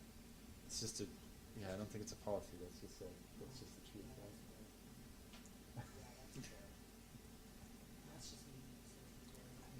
So Sharon, could you repeat what you thought? Just was the first two lines, continue to foster downtown redevelopment to support tourism and economic development, period. Oh, That seems like to Do, fit. do we need any of the other, I mean, the other stuff seems to me kind of follows from that, right? Yeah.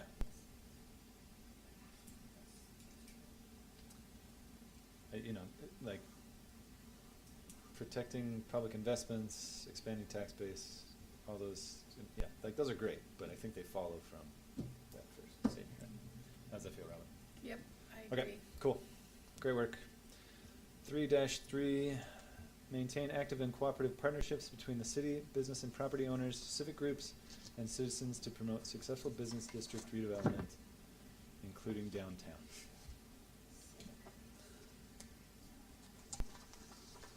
You know, like the bowling league. Rotary? Friends of the library.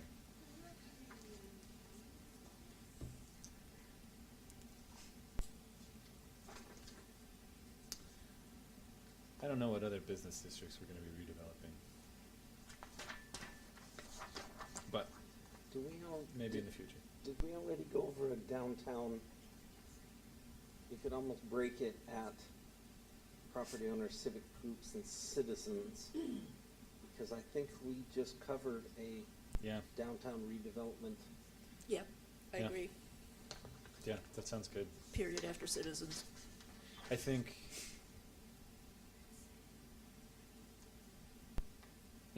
Yeah, that seems good. Cause it's in the, I was thinking maybe we need some shout out to something economic, but I think just being in this section is probably good enough.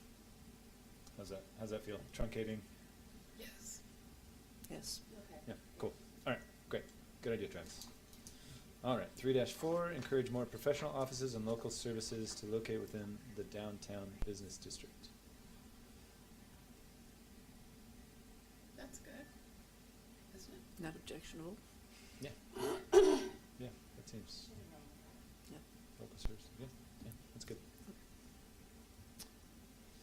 3-5, require new commercial developments to minimize off-site impacts on adjacent users and neighborhoods, provide access for persons of all abilities, and enhance ease of use for customers.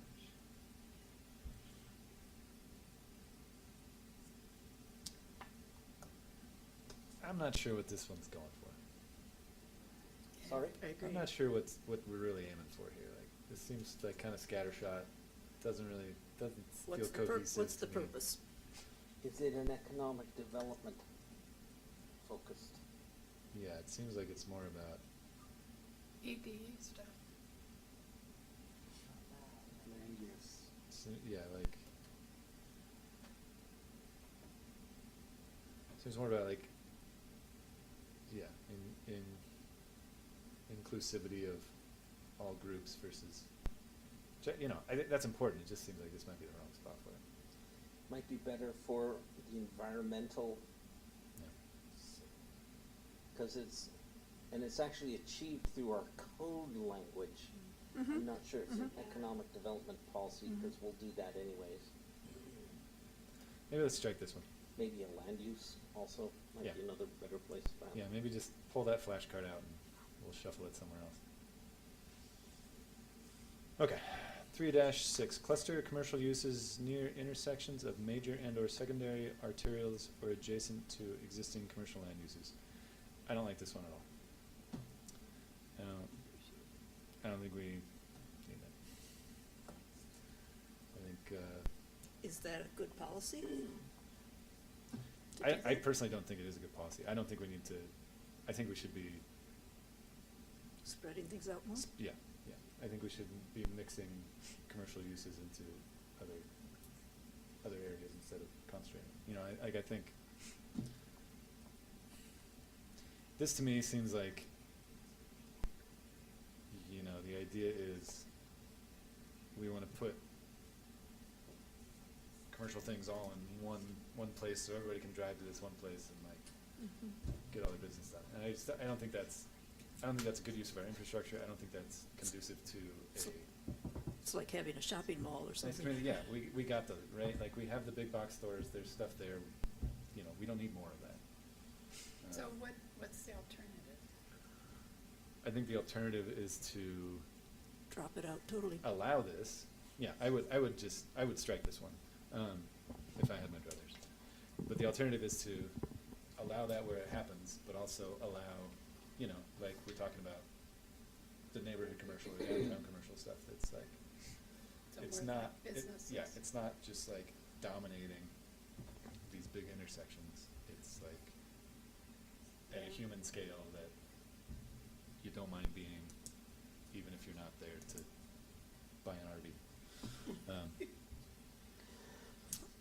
For me, So that's kind of like. Sorry. what's on the east side, isn't it? Where they've got that Lazy Z now and the manufactured housing. Yeah, so that's like, they've kind of concentrated that. Yeah. And I guess if it's like a giant commercial use like that, then that makes sense. for me, this is a manifestation of highway commercial philosophy. And you look at stuff like the corner store, which is out there on its own, it has more character because of that. Yeah. And to me, that's a commercial, neighborhood commercial character. And people walk to that, you know, it's still a little bit treacherous getting through the roundabout, but like, that is sort of accessible to people walking. And there's, you know, they are constrained as far as how many people can park there, so, like, yeah. So yeah, I kinda wanna strike this one. I'd agree with that. Yeah, Okay. alright, cool.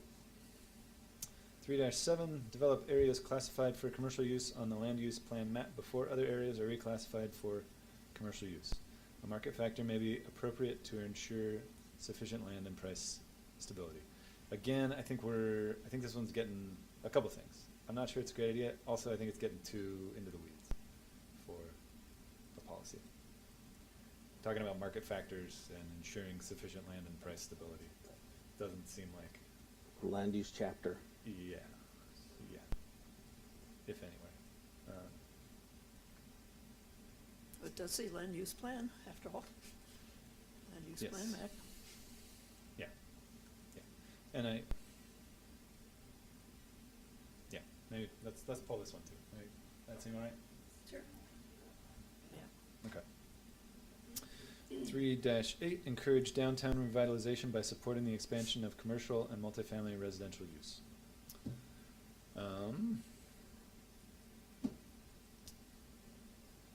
That seems all right. Can we say expansion of mixed commercial and multifamily residential use? It's sort of like, de facto, it's in our code that way, right? Because we can't have residential without commercial.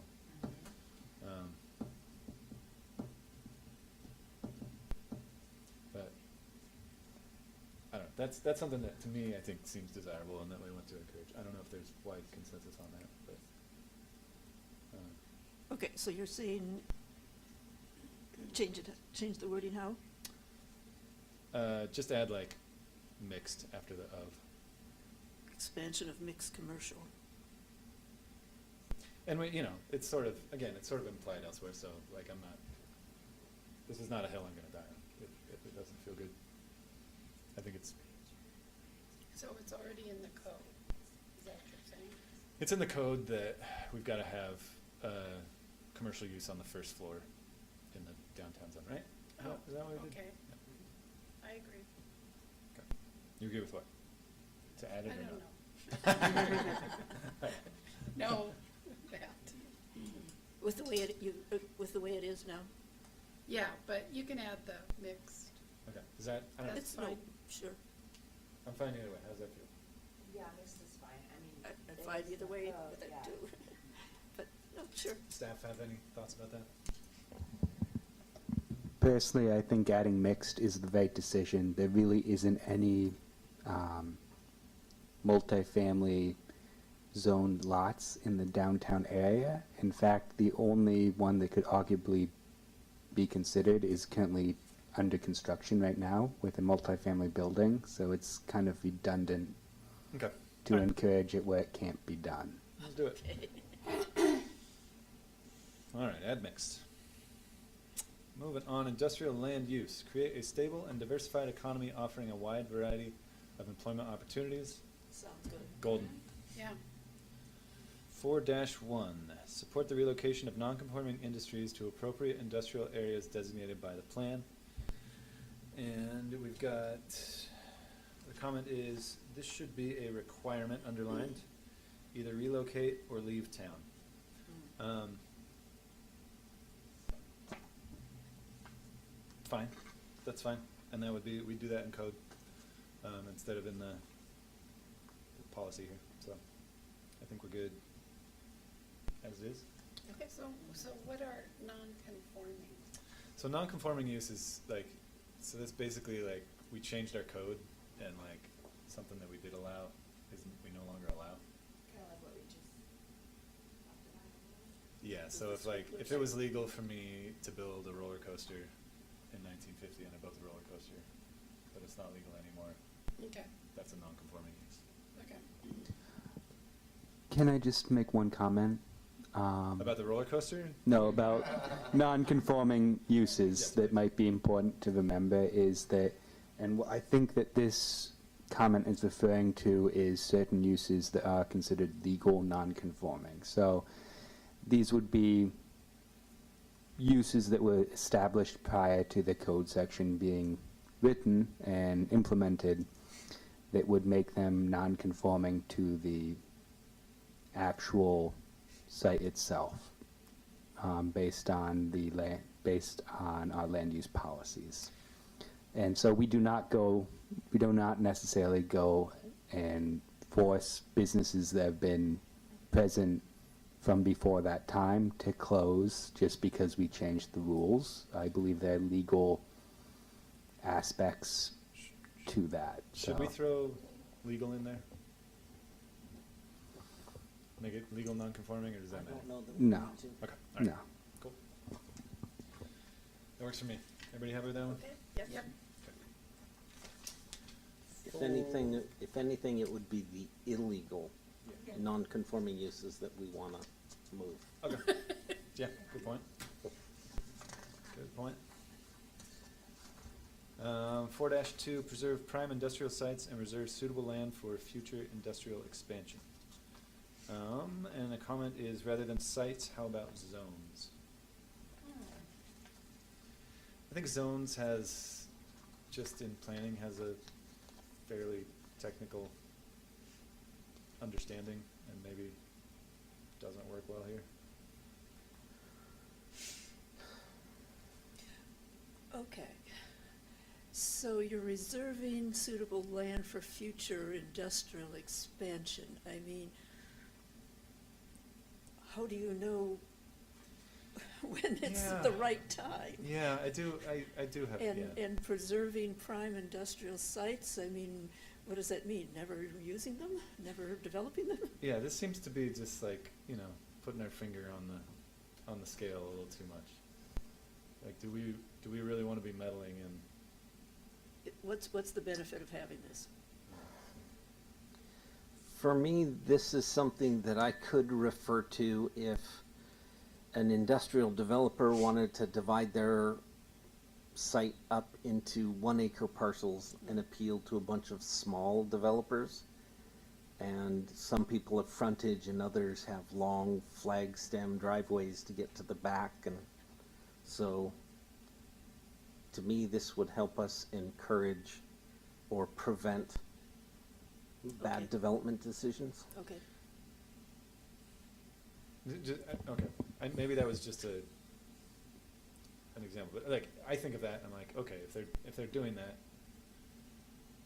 as opposed to one, I think about, what do we actually want these industrial sites for, right? We want them for employment, we wanna employ residents, they wanna have jobs they don't have to leave town for, that pay well, and we want their tax money, essentially, right? Like, those are the reasons that we want industries to locate in the city.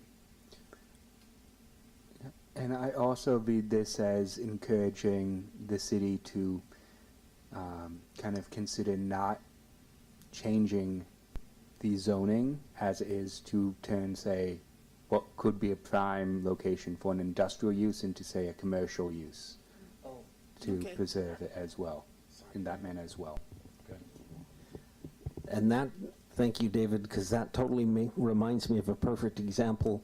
We were dealing with the Kirkland development where they wanted to go from light industrial to commercial to build a senior center. And theoretically, this is probably one of the policies that would have justified not converting good industrial land to commercial or residential land. Okay.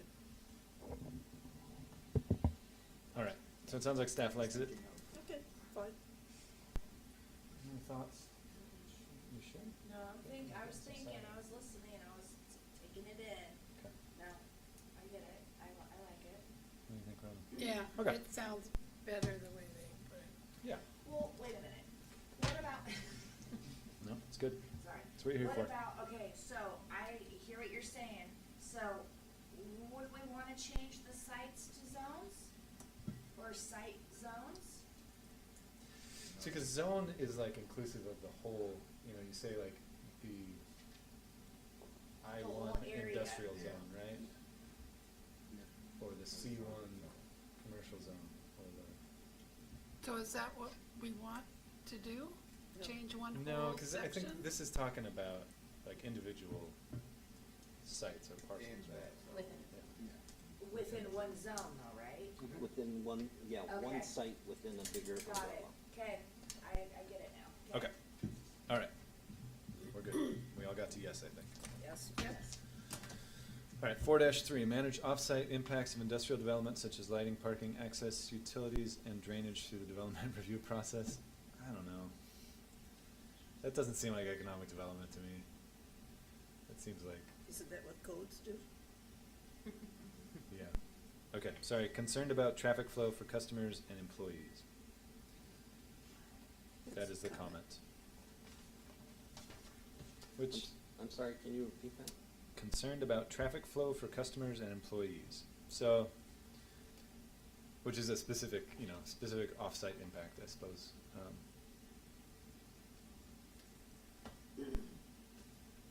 So, Again, that just doesn't seem like economic development. It seems like, sometimes, sorry. you were- well, it just seems odd to me that it's off-site impacts. I mean, are we just gonna have one city full of lights and all this stuff? So there's, I guess what's not on there is, you know, noxious smells, or smells generally, which has been an issue in town historically and of late. Oh, I It's take gotten a that lot better back. though. I think it has. I don't know, staff have any thoughts on whether this is in the right spot or? To me, this is an easy one because our code already does this. Okay. So theoretically, the policy is telling me to implement what's in the code. We're So- recapitulating. Yeah. So is it redundant or should we rejoice because It's we're like doing this? Reinforcing. Yeah. It's like it's a win, we just right out of the gate. Yeah, sure, Okay. doesn't hurt to have it, I guess. Okay. I don't know, how do you feel about that? Does that convince anybody? It's okay. Well, drainage through the development review process. I just feel.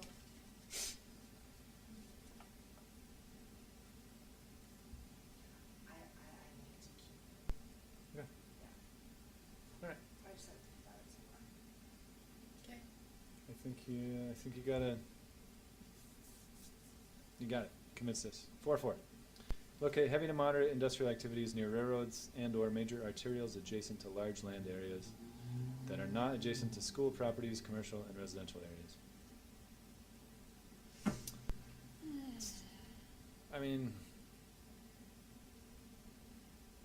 I get that if they're, you know, if they use the railroads and/or major arterials, which I suppose they probably would. The wording seems awkward. It's a little awkward.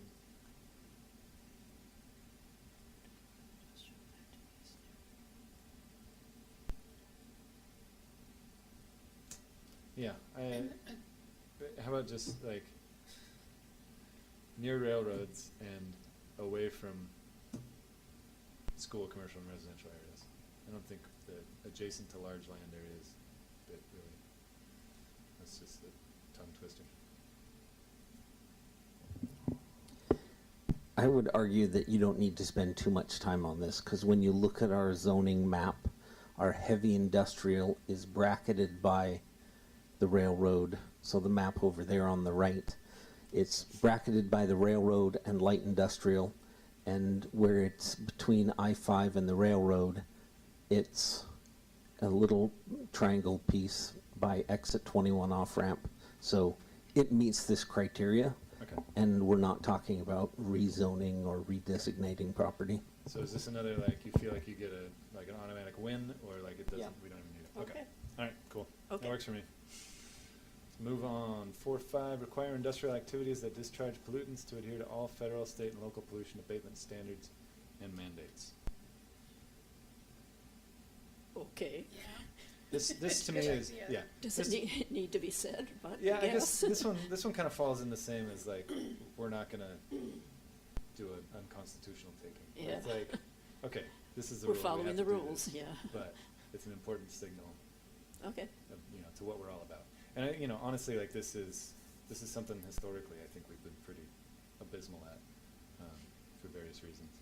So, we can't, it's not the city's job to enforce federal and state laws, I guess, but, anyway. Okay. Robin, how you feel?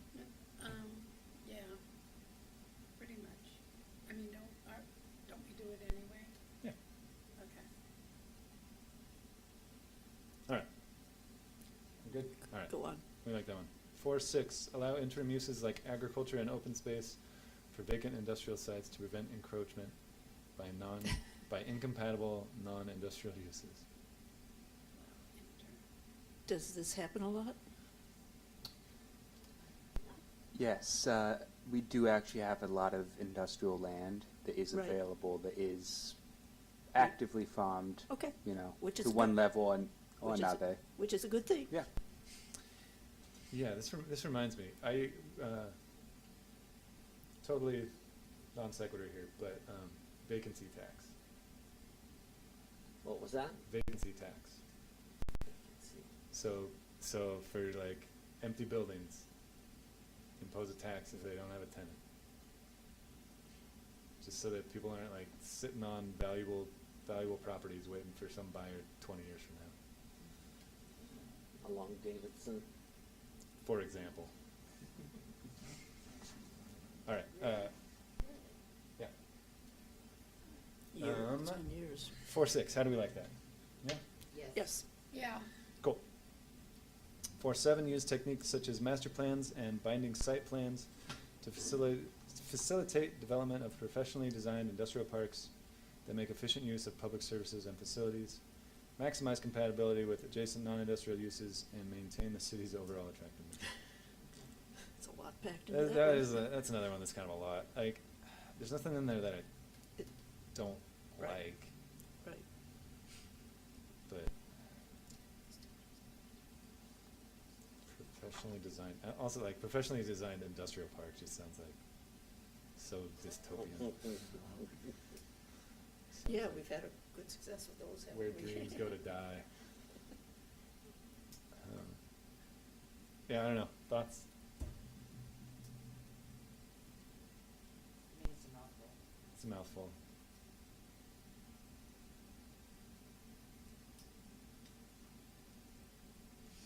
I don't know, staff have thoughts about this one? It's hard to argue that anything needs to be changed. If Yeah. anything, professionally designed is a bit redundant, as, I mean, every development we're gonna approve, there's gonna be a professional engineer's stamp, and I don't necessarily know we can make any arguments that there's any higher level of professional We can require? Yeah. You know, I think the professionalization is a rampant plague that we should stamp out wherever possible. I don't agree. I don't agree. All right. We can discuss that later. Yeah, all right, good. I don't know, do we wanna pull that out?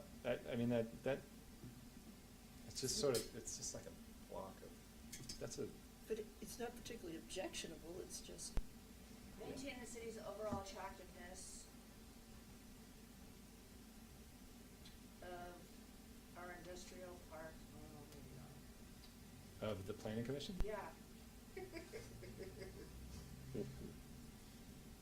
It's fine, yeah, I don't know, It's a mouthful, yeah, I think it's fine. okay, That's the last one for this yeah, section. okay, we've got, all right, how we doing? 9 PM, we still got attention left in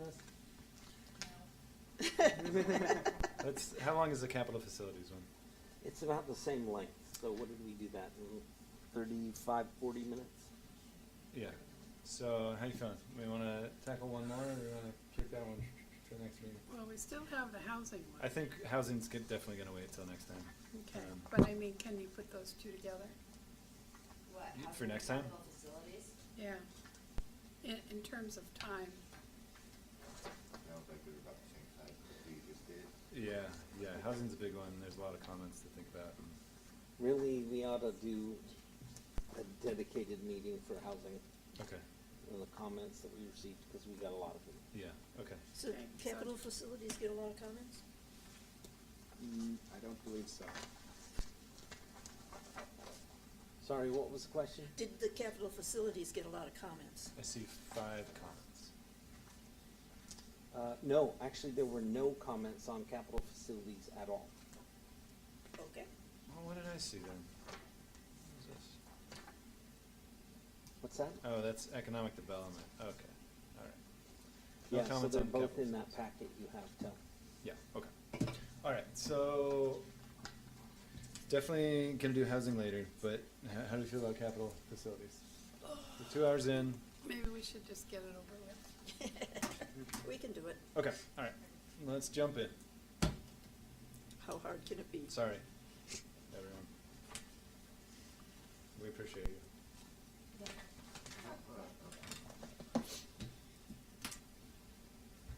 All right, CF1, public facilities and services. Ensure that public facilities and services are provided, operated, and maintained effectively and efficiently, and that new or extended public facilities and services in Woodland and the urban growth area are made available in a logical, timely, and equitable manner. Well, nothing objectionable, just Yeah. long. It's long, but it does flow. Provided, operated, and maintained effectively and efficiently.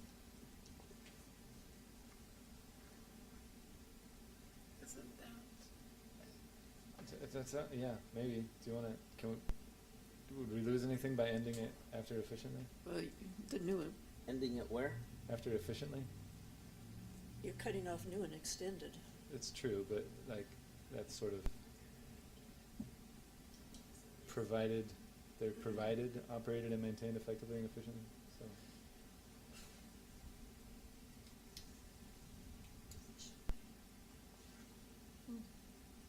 Yeah. You like Is the Okay, The so- rest of the stuff is, So if you maintain it effectively and efficiently, does it therefore follow that they're available in a logical, timely, and equitable manner? I mean, yeah, But I think you could argue that the water and the sewer plan do that, and they're separate documents for that, Correct. for that express purpose. Okay, all right, let's cut it efficiently then. We're doing work, we're doing things, good job. All right, 1.1, encourage development of areas currently served prior to opening new areas for development. sounds good. That's great, yeah. check that one. No objections. Check. 1.2, design and construct public facilities and services to handle the anticipated growth of the service area and to minimize future maintenance and repair costs. Sounds good. Yeah, Makes sense? That one's good. Okay, 1.3, provide public sanitary sewer, water, and related facilities, services necessary to adequately serve a proposed development.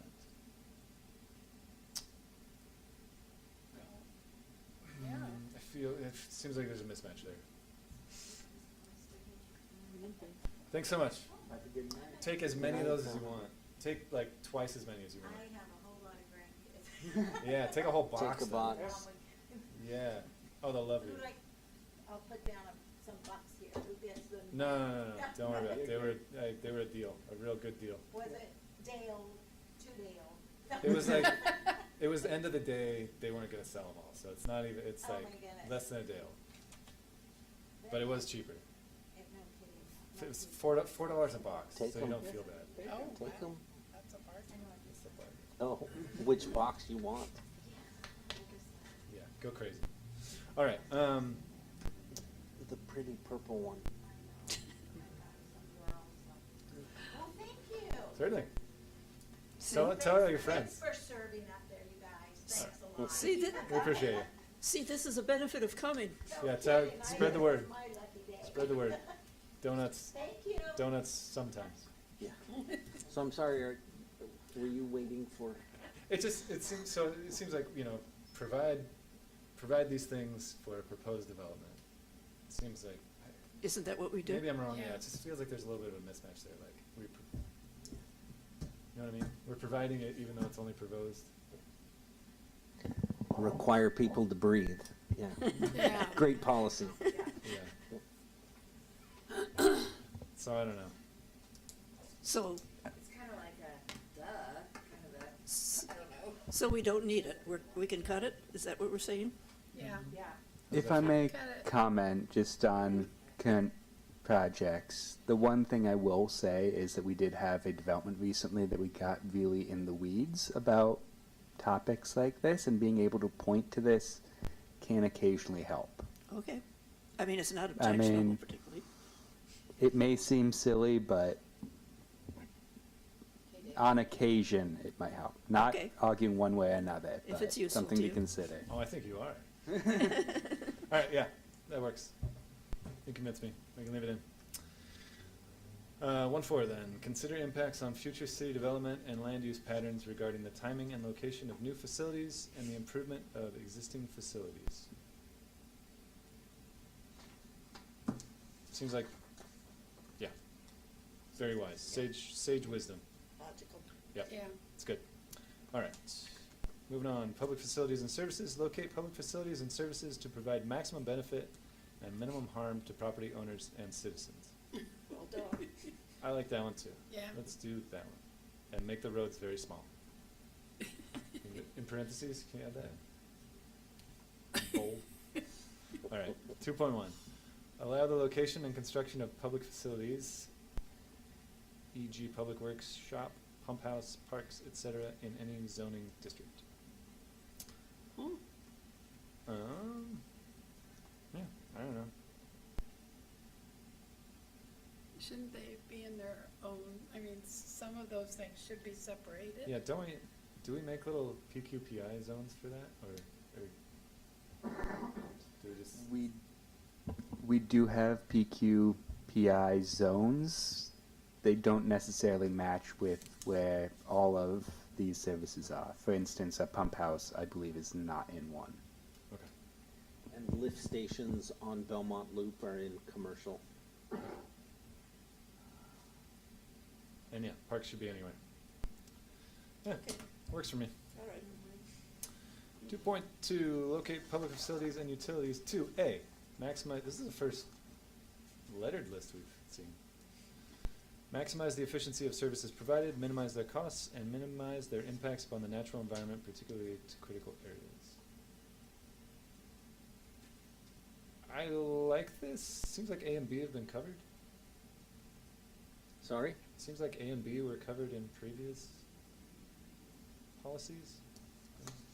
And then, is that considered like Horseshoe Lake? Oh, that was the goal, Okay. the all right. goal statement, and this is the policy Okay. supporting the goal.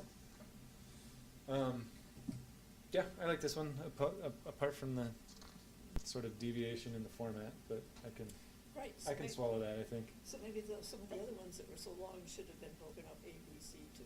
Yeah. Bullet points. Yeah. Bullet points, yeah. I mean, it's Give fine. that some It's thought. fine. Maybe some bullet points, Yeah. so they're not such like, you know, At your discretion, consider Big some mouthfuls. formatting changes. So before it goes to the council, I'll Yeah. look at whether this would be a better format. At your discretion. But yeah, this one's great, I think. Yep. Yeah. 2.3, adopt and implement a process and criteria for identifying and citing essential public facilities. May include state education facilities, state and local correction facilities, solid waste handling facilities, inpatient facilities, including substance abuse facilities and mental health facilities. I believe this probably reflects a mandated RCW requirement that all communities provide for these facilities. Okay. Okay, but is it necessary to list all of them? I think it probably is, because otherwise you would argue that it's not on the list when they come to build one. Okay. And there's especially the mental health facilities and some of the medical stuff, because aren't we looking at a kidney center? Yeah. Yeah. I love kidneys. What's not to like? Yeah. Bill has 3. That's a lot. That's more than most. Yeah, this one could maybe, you could maybe bullets or something on this one. It's a little. Just Oh, formatting. bulletize this one? Consider some formatting change. But otherwise, yeah, no problem, especially if we have to have it. All right. CF3 is law, fire, and emergencies. Provide for police, fire, and emergency service protection that creates a safe environment to residents and visitors alike. Okay? Sure, good. Yeah. Let's do that. Yep, good. 3.1, encourage operational long-range planning by the city police and fire district to ensure continued adequate manpower, equipment, and facilities. I don't know, there's not a city fire district anymore, right? So maybe just update that.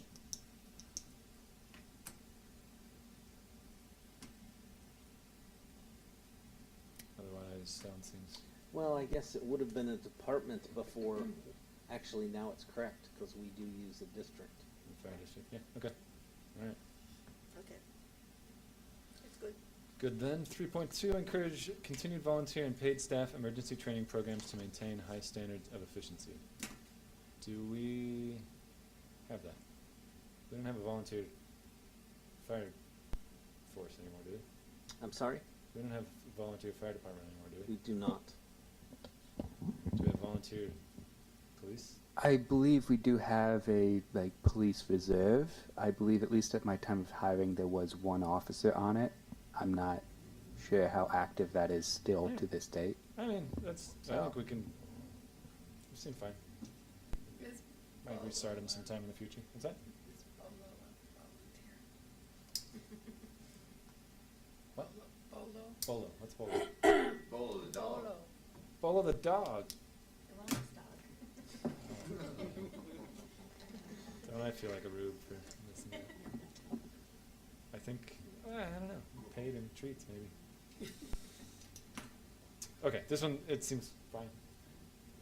Any objections? No, No. good. All right. Educational facilities. Coordinate with the Woodland School District on capital facilities planning efforts and facilities plans to stop putting schools at the outskirts of town. Oh, that's not in there. Anyway. Seems good. Looks good. Yeah, it's good. Yep, go for it. Coordinate school site selection with the city's comprehensive plan. Yes, please. Yes. That one's good. Locate schools away from incompatible land uses such as existing or potential intensive commercial or industrial areas. Oh, yeah.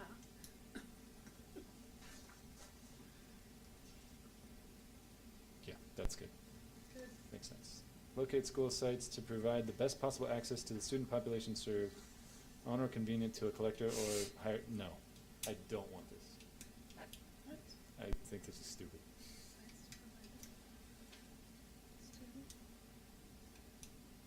It's basically saying, you know, put schools on big roads, which means you're just making it less safe for people to get there, which is dumb. And you're creating more traffic. It's, yeah, this one. Well, are you still okay with the access to student population? Yeah, Just not the second part about streets? yeah, good point.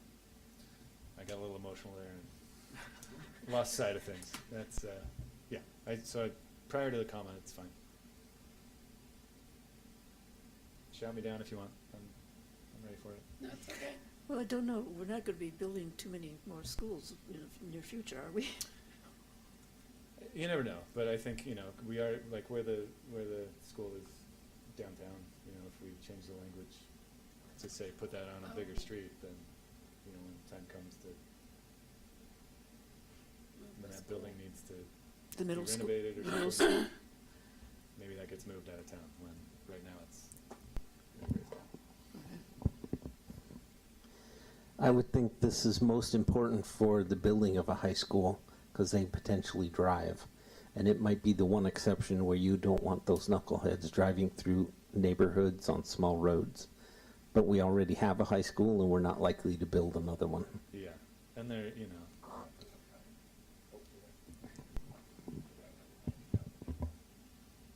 Yeah, so I think that in that case, that's gonna be sort of contained in the best possible access, so I wanna strike that second part of that, the second clause there. The honor collectors are higher functional. We go with that? Yeah. With that? Alright, thank you. Moving on, develop school sites in conjunction with parks and recreation areas wherever possible to allow joint acquisition of both school and recreation facilities. The school district should coordinate with the city park board. Sounds good. Yes, I Yeah. like that one. Yep. Alright, great. Moving on, coordination. Coordinate planning and provision of capital facilities and services with other agencies. Great. 5.1. Work with federal, state, county, and other agencies toward maintenance of adequate dikes and flood prevention measures along the Lewis River. Yeah. Do we want to say Lewis and Columbia River?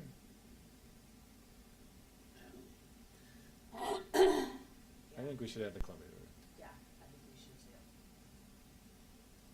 It's a bigger river. Yes. Alright. I think that's all that needs. Moving on, participate actively in the regional community and in furtherance of intergovernmental coordination, planning, and sharing of public facilities. Yeah, I like that. Whatever it means, it sounds good.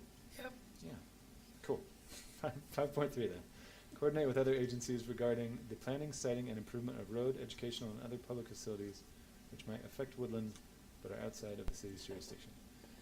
That's, yeah, Yeah. I think we should do that. Whether we get buy-in from those other agencies, another question. I have an update later. All right, Okay. very curious about that. Okay, 5.4. Maintain and when possible enhance the levels of police and fire protection, ambulance and emergency response, public library, and solid waste collection services available to city residents. Well, that's kind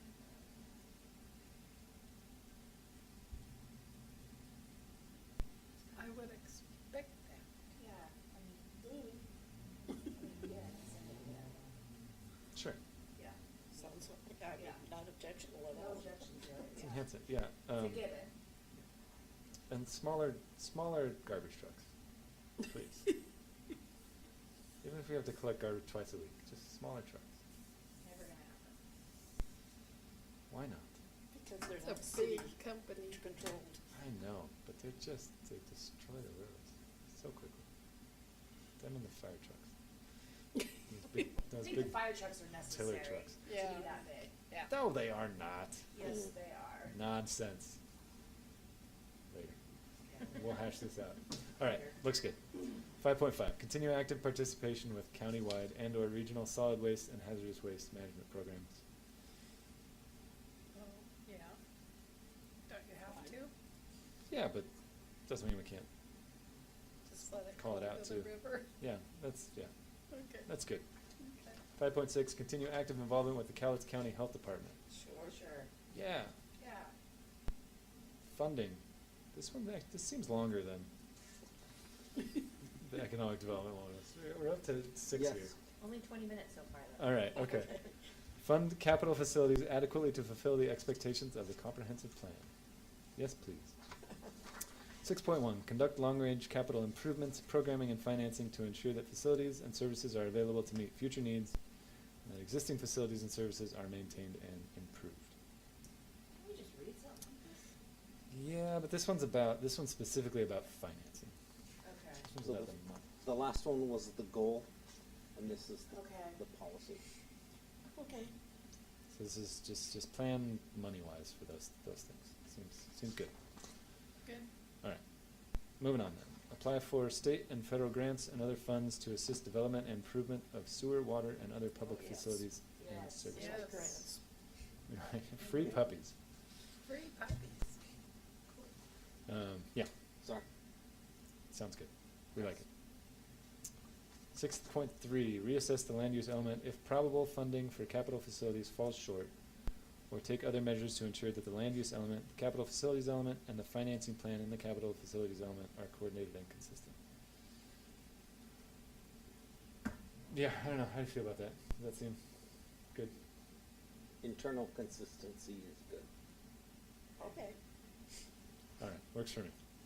Okay. Speaking of which, concurrency.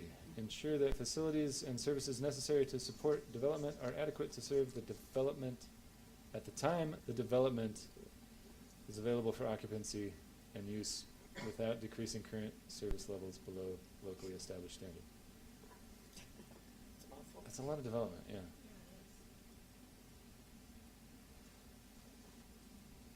But, I don't know, it works. Sort of rhymes. The one thing I would add, or I would point out, and that is, under GMA concurrency, it should be, that is developed or planned for and funded. So in other words,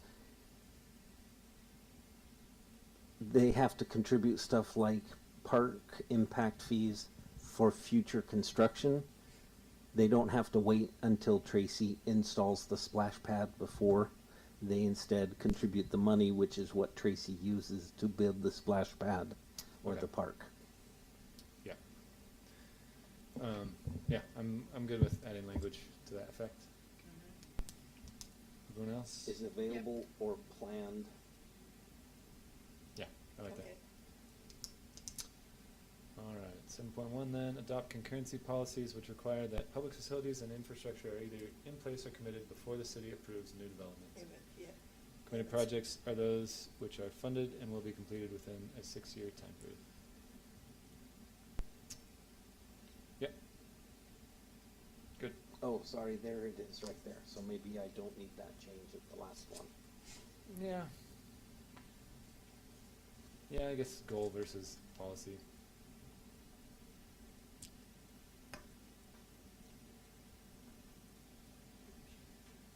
All right. Okay.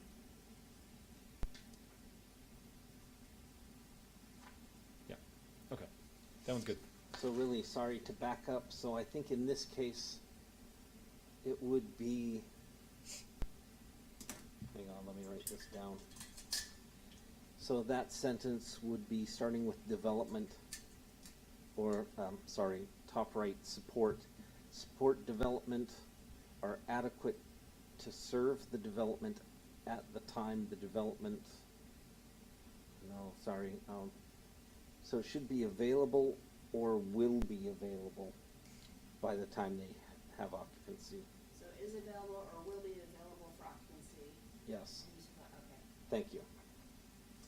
Because it implies that it will be available and it's planned for. Yeah, good. And then 7.1 is where you were. Okay. Is the 6 years set? Yes, That still makes sense? applicable, yep. Okay. Good then. 7.2. require development projects to meet minimum levels of service thresholds for transportation facilities. If the proposal does not meet minimum LOS standards, the city shall either deny the proposal or condition its approval on measures proportionate to and reasonably related to the impacts the development poses. So I kind of hate level of service generally. I don't know. What are your thoughts on that? Is it appropriate in here? It is, because it does specifically talk about transportation facilities, and that's what engineers use to evaluate. Yeah, but they shouldn't, and we should not be encouraging them to. Yes, but if we take it out of here, then they're gonna argue that there's no standard for them to comply with, Yeah. and it'll be Wild West. Okay. So, again, mental note. Let's be working towards alternatives to this because it's stupid. It's a dumb way to design infrastructure. Like thinking about basically designing with the primary consideration is not like sort of safety, livability, aesthetic appeal, function. It is simply how long people have to wait at an intersection, which is not like, I don't think that should be it just doesn't, that's something we can consider. It just doesn't seem like it should be the only thing we consider, which is kind of what this encourages. But a battle for another day. So, oh dear, 7.3 is, I had to make a smaller font. It's so, Oh, God. It's bulleted though. yeah. Allow a development to satisfy concurrency requirements in any of three ways. Finding that level of service will exceed minimum level of service thresholds after the project is completed, i.e. full build-out. Negotiating a binding plan between the applicant and the service provider that assures adequate public-private funding of necessary facilities to satisfy minimum level of service thresholds within a 6-year time period, or constructing a development in phases, with the first phase to be completed within current minimum level of service thresholds and subsequent phases to be approved after adopting a binding plan for funding of additional capital facilities needed to maintain minimum level of service threshold standards. What's that? Potentially, yeah.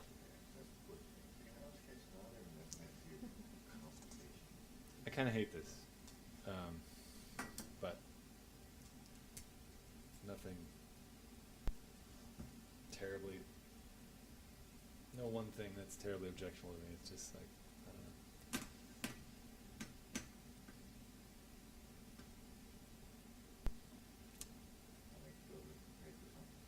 Yeah.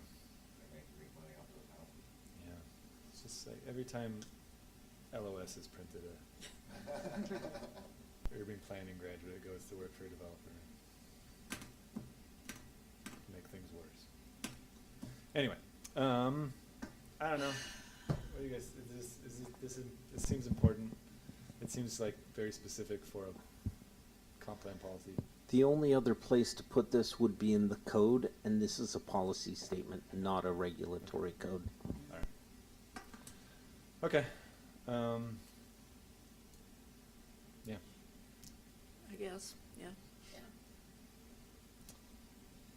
All right then.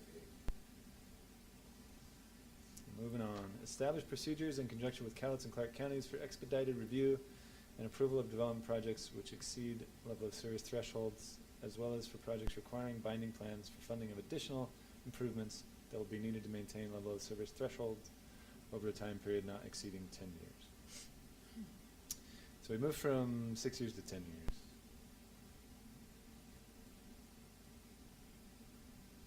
Why? I'm sorry, one more time? We're at 10 years now instead of 6 years as previously.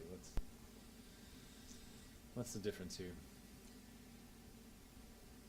Are you looking at 7.5 or 7.4? 7.4. 7.4. Where does it see 10? Oh,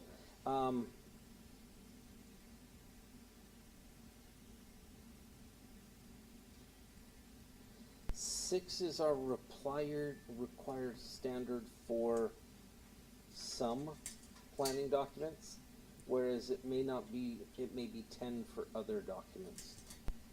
So I'm not sure why they would pick 10 in this case. The transportation plan is 6 for funding purposes. Okay. And we update it every year. Okay. I'm not sure where the 10 comes from. When I read this almost sounds like a poorly written way to say that we should have procedures in place with Cowlitz and Clark County to review projects in their jurisdictions and Right. then have them propose mitigation within Woodland. Okay. But it does not seem clear to me exactly where that difference is. Okay. Well, So if you have do a, if you have a different, if you have a way to write that with more clarity, Yeah. Yeah, I'm all ears. and there's no guarantee that Cowlitz County and Clark County would agree to procedures for expedited review. Right. We process permits as fast as we can, regardless of whether there's a policy for it. Right. So what does that mean? Where does that leave us on this one? I would have no heartburn if you were to say it's not needed, Okay. because Yes, I mean, I'm sort of like falling in favor of lightening this whole thing up where we can, where it's not gonna Yeah. negatively impact things. Yes. And this one feels a little clumsy. Okay, let's pull that one then. Okay. 7.5, require a public or private service provider to complete the facilities within the time frame stipulated by the binding plan. Failure to complete construction of identified facilities subject to concurrency within the schedule stipulated could result in reimbursement of developer impact fees or other contributions allowed by the Growth Management Act. Okay, that's saying we're gonna refund developers their impact fees? yes, so this is out of the GMA, and basically what it says, if you collect money for a project and that project isn't built, Okay. then the impact fees would be returned to the developer. Okay. All right, so that's state imposed on us, right? So we'll just leave that alone. And that is it, folks. Great job. All right. At this time, I'm gonna, well, let's see. Do you need motions for these? For, Any of these? no, Okay. Do you need a motion to move our housing hearing to next month? yes. Okay. You could make a motion to do that. And now that I think about it, I do need motions for recommendations for the 2 chapters you did. Okay, cool. Okay, so I make a motion to move the, what was it, housing? No, housing we didn't. Yes, housing, yeah. we wanna Housing move- Oh, to, Yeah. oh, Next No. month, August. okay. Was it I 17? second. Okay, motion's been made and seconded to continue we're not continuing it, we're just moving our item 23-0096 to the August Planning Commission meeting. Anyone opposed? No. Okay, the motion carries, and now, So just for the record, that's August 17th at 7 p.m. at this location here. yep, a time and date certain. Thank you, Travis. Sorry, I forgot that. Then did we not do the public involvement? Did. Yeah, we did, so we did 3. Yep. We got 3 done. Do we want a motion for all of them or one for each? It's entirely up to you. So these are going to the city council? Yes. All right, If we can do it in one motion, I think we should. okay. Okay, so that I move that we send to the city council public involvement, item number 230095, Chapter 5, Economic Development, item 230089, and Chapter 8, Capital Facilities, item 230088. With the amendments as stated? Okay, as amended, yes. All right. Excellent. How about a second? I second She that. second. Okay, motion's been made and seconded to recommend our changes to council. Alyssa, could you call a vote on this one? Robin Sorich, Here, or, I, Shauna Gothorn, Aye. Sharon Watt, Aye. Tel Jensen. Aye. All right, motion carries. Great work, everybody. At this time, I'm gonna close the public hearing. I do have 2 announcements just to make. So this is important that it be on the record. The city has entered into a memorandum with Cowlitz County, and we are beginning a planning process for the Woodland Bottoms. And we are doing a stakeholders meeting, a kickoff meeting, August 9th at 1 o'clock in the afternoon here in this room. And it will be, you will be able to view it by Zoom. And the county, city and county planning commissions are considered stakeholders, but we would ask that no more than 2 of you attend so that it doesn't constitute a quorum. So if you're interested in going, please contact me or drop me an email, or you can tell me tonight if you're interested or able to go to that. And the other good news is we received some email correspondence from the Diking District, and the Diking District has engaged an engineer to do a system-wide stormwater analysis within the Diking District.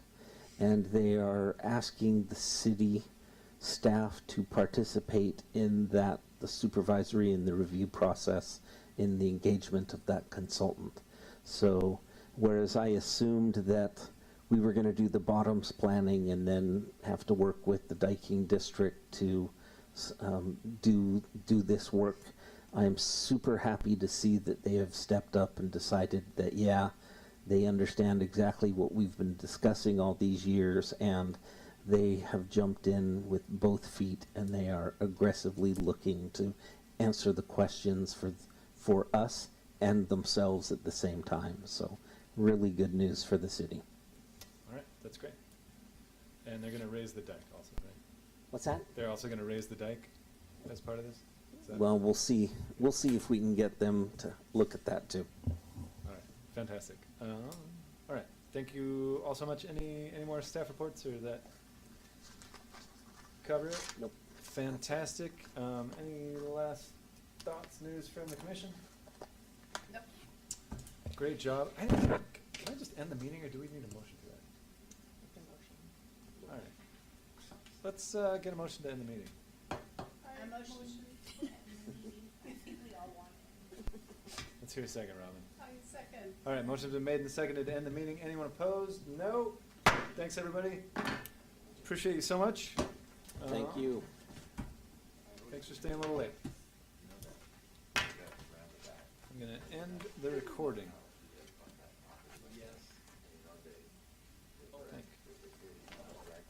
Stop. Recording stopped.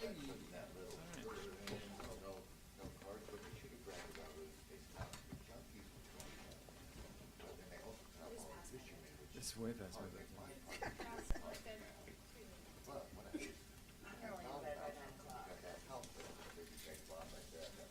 Oh, so we do not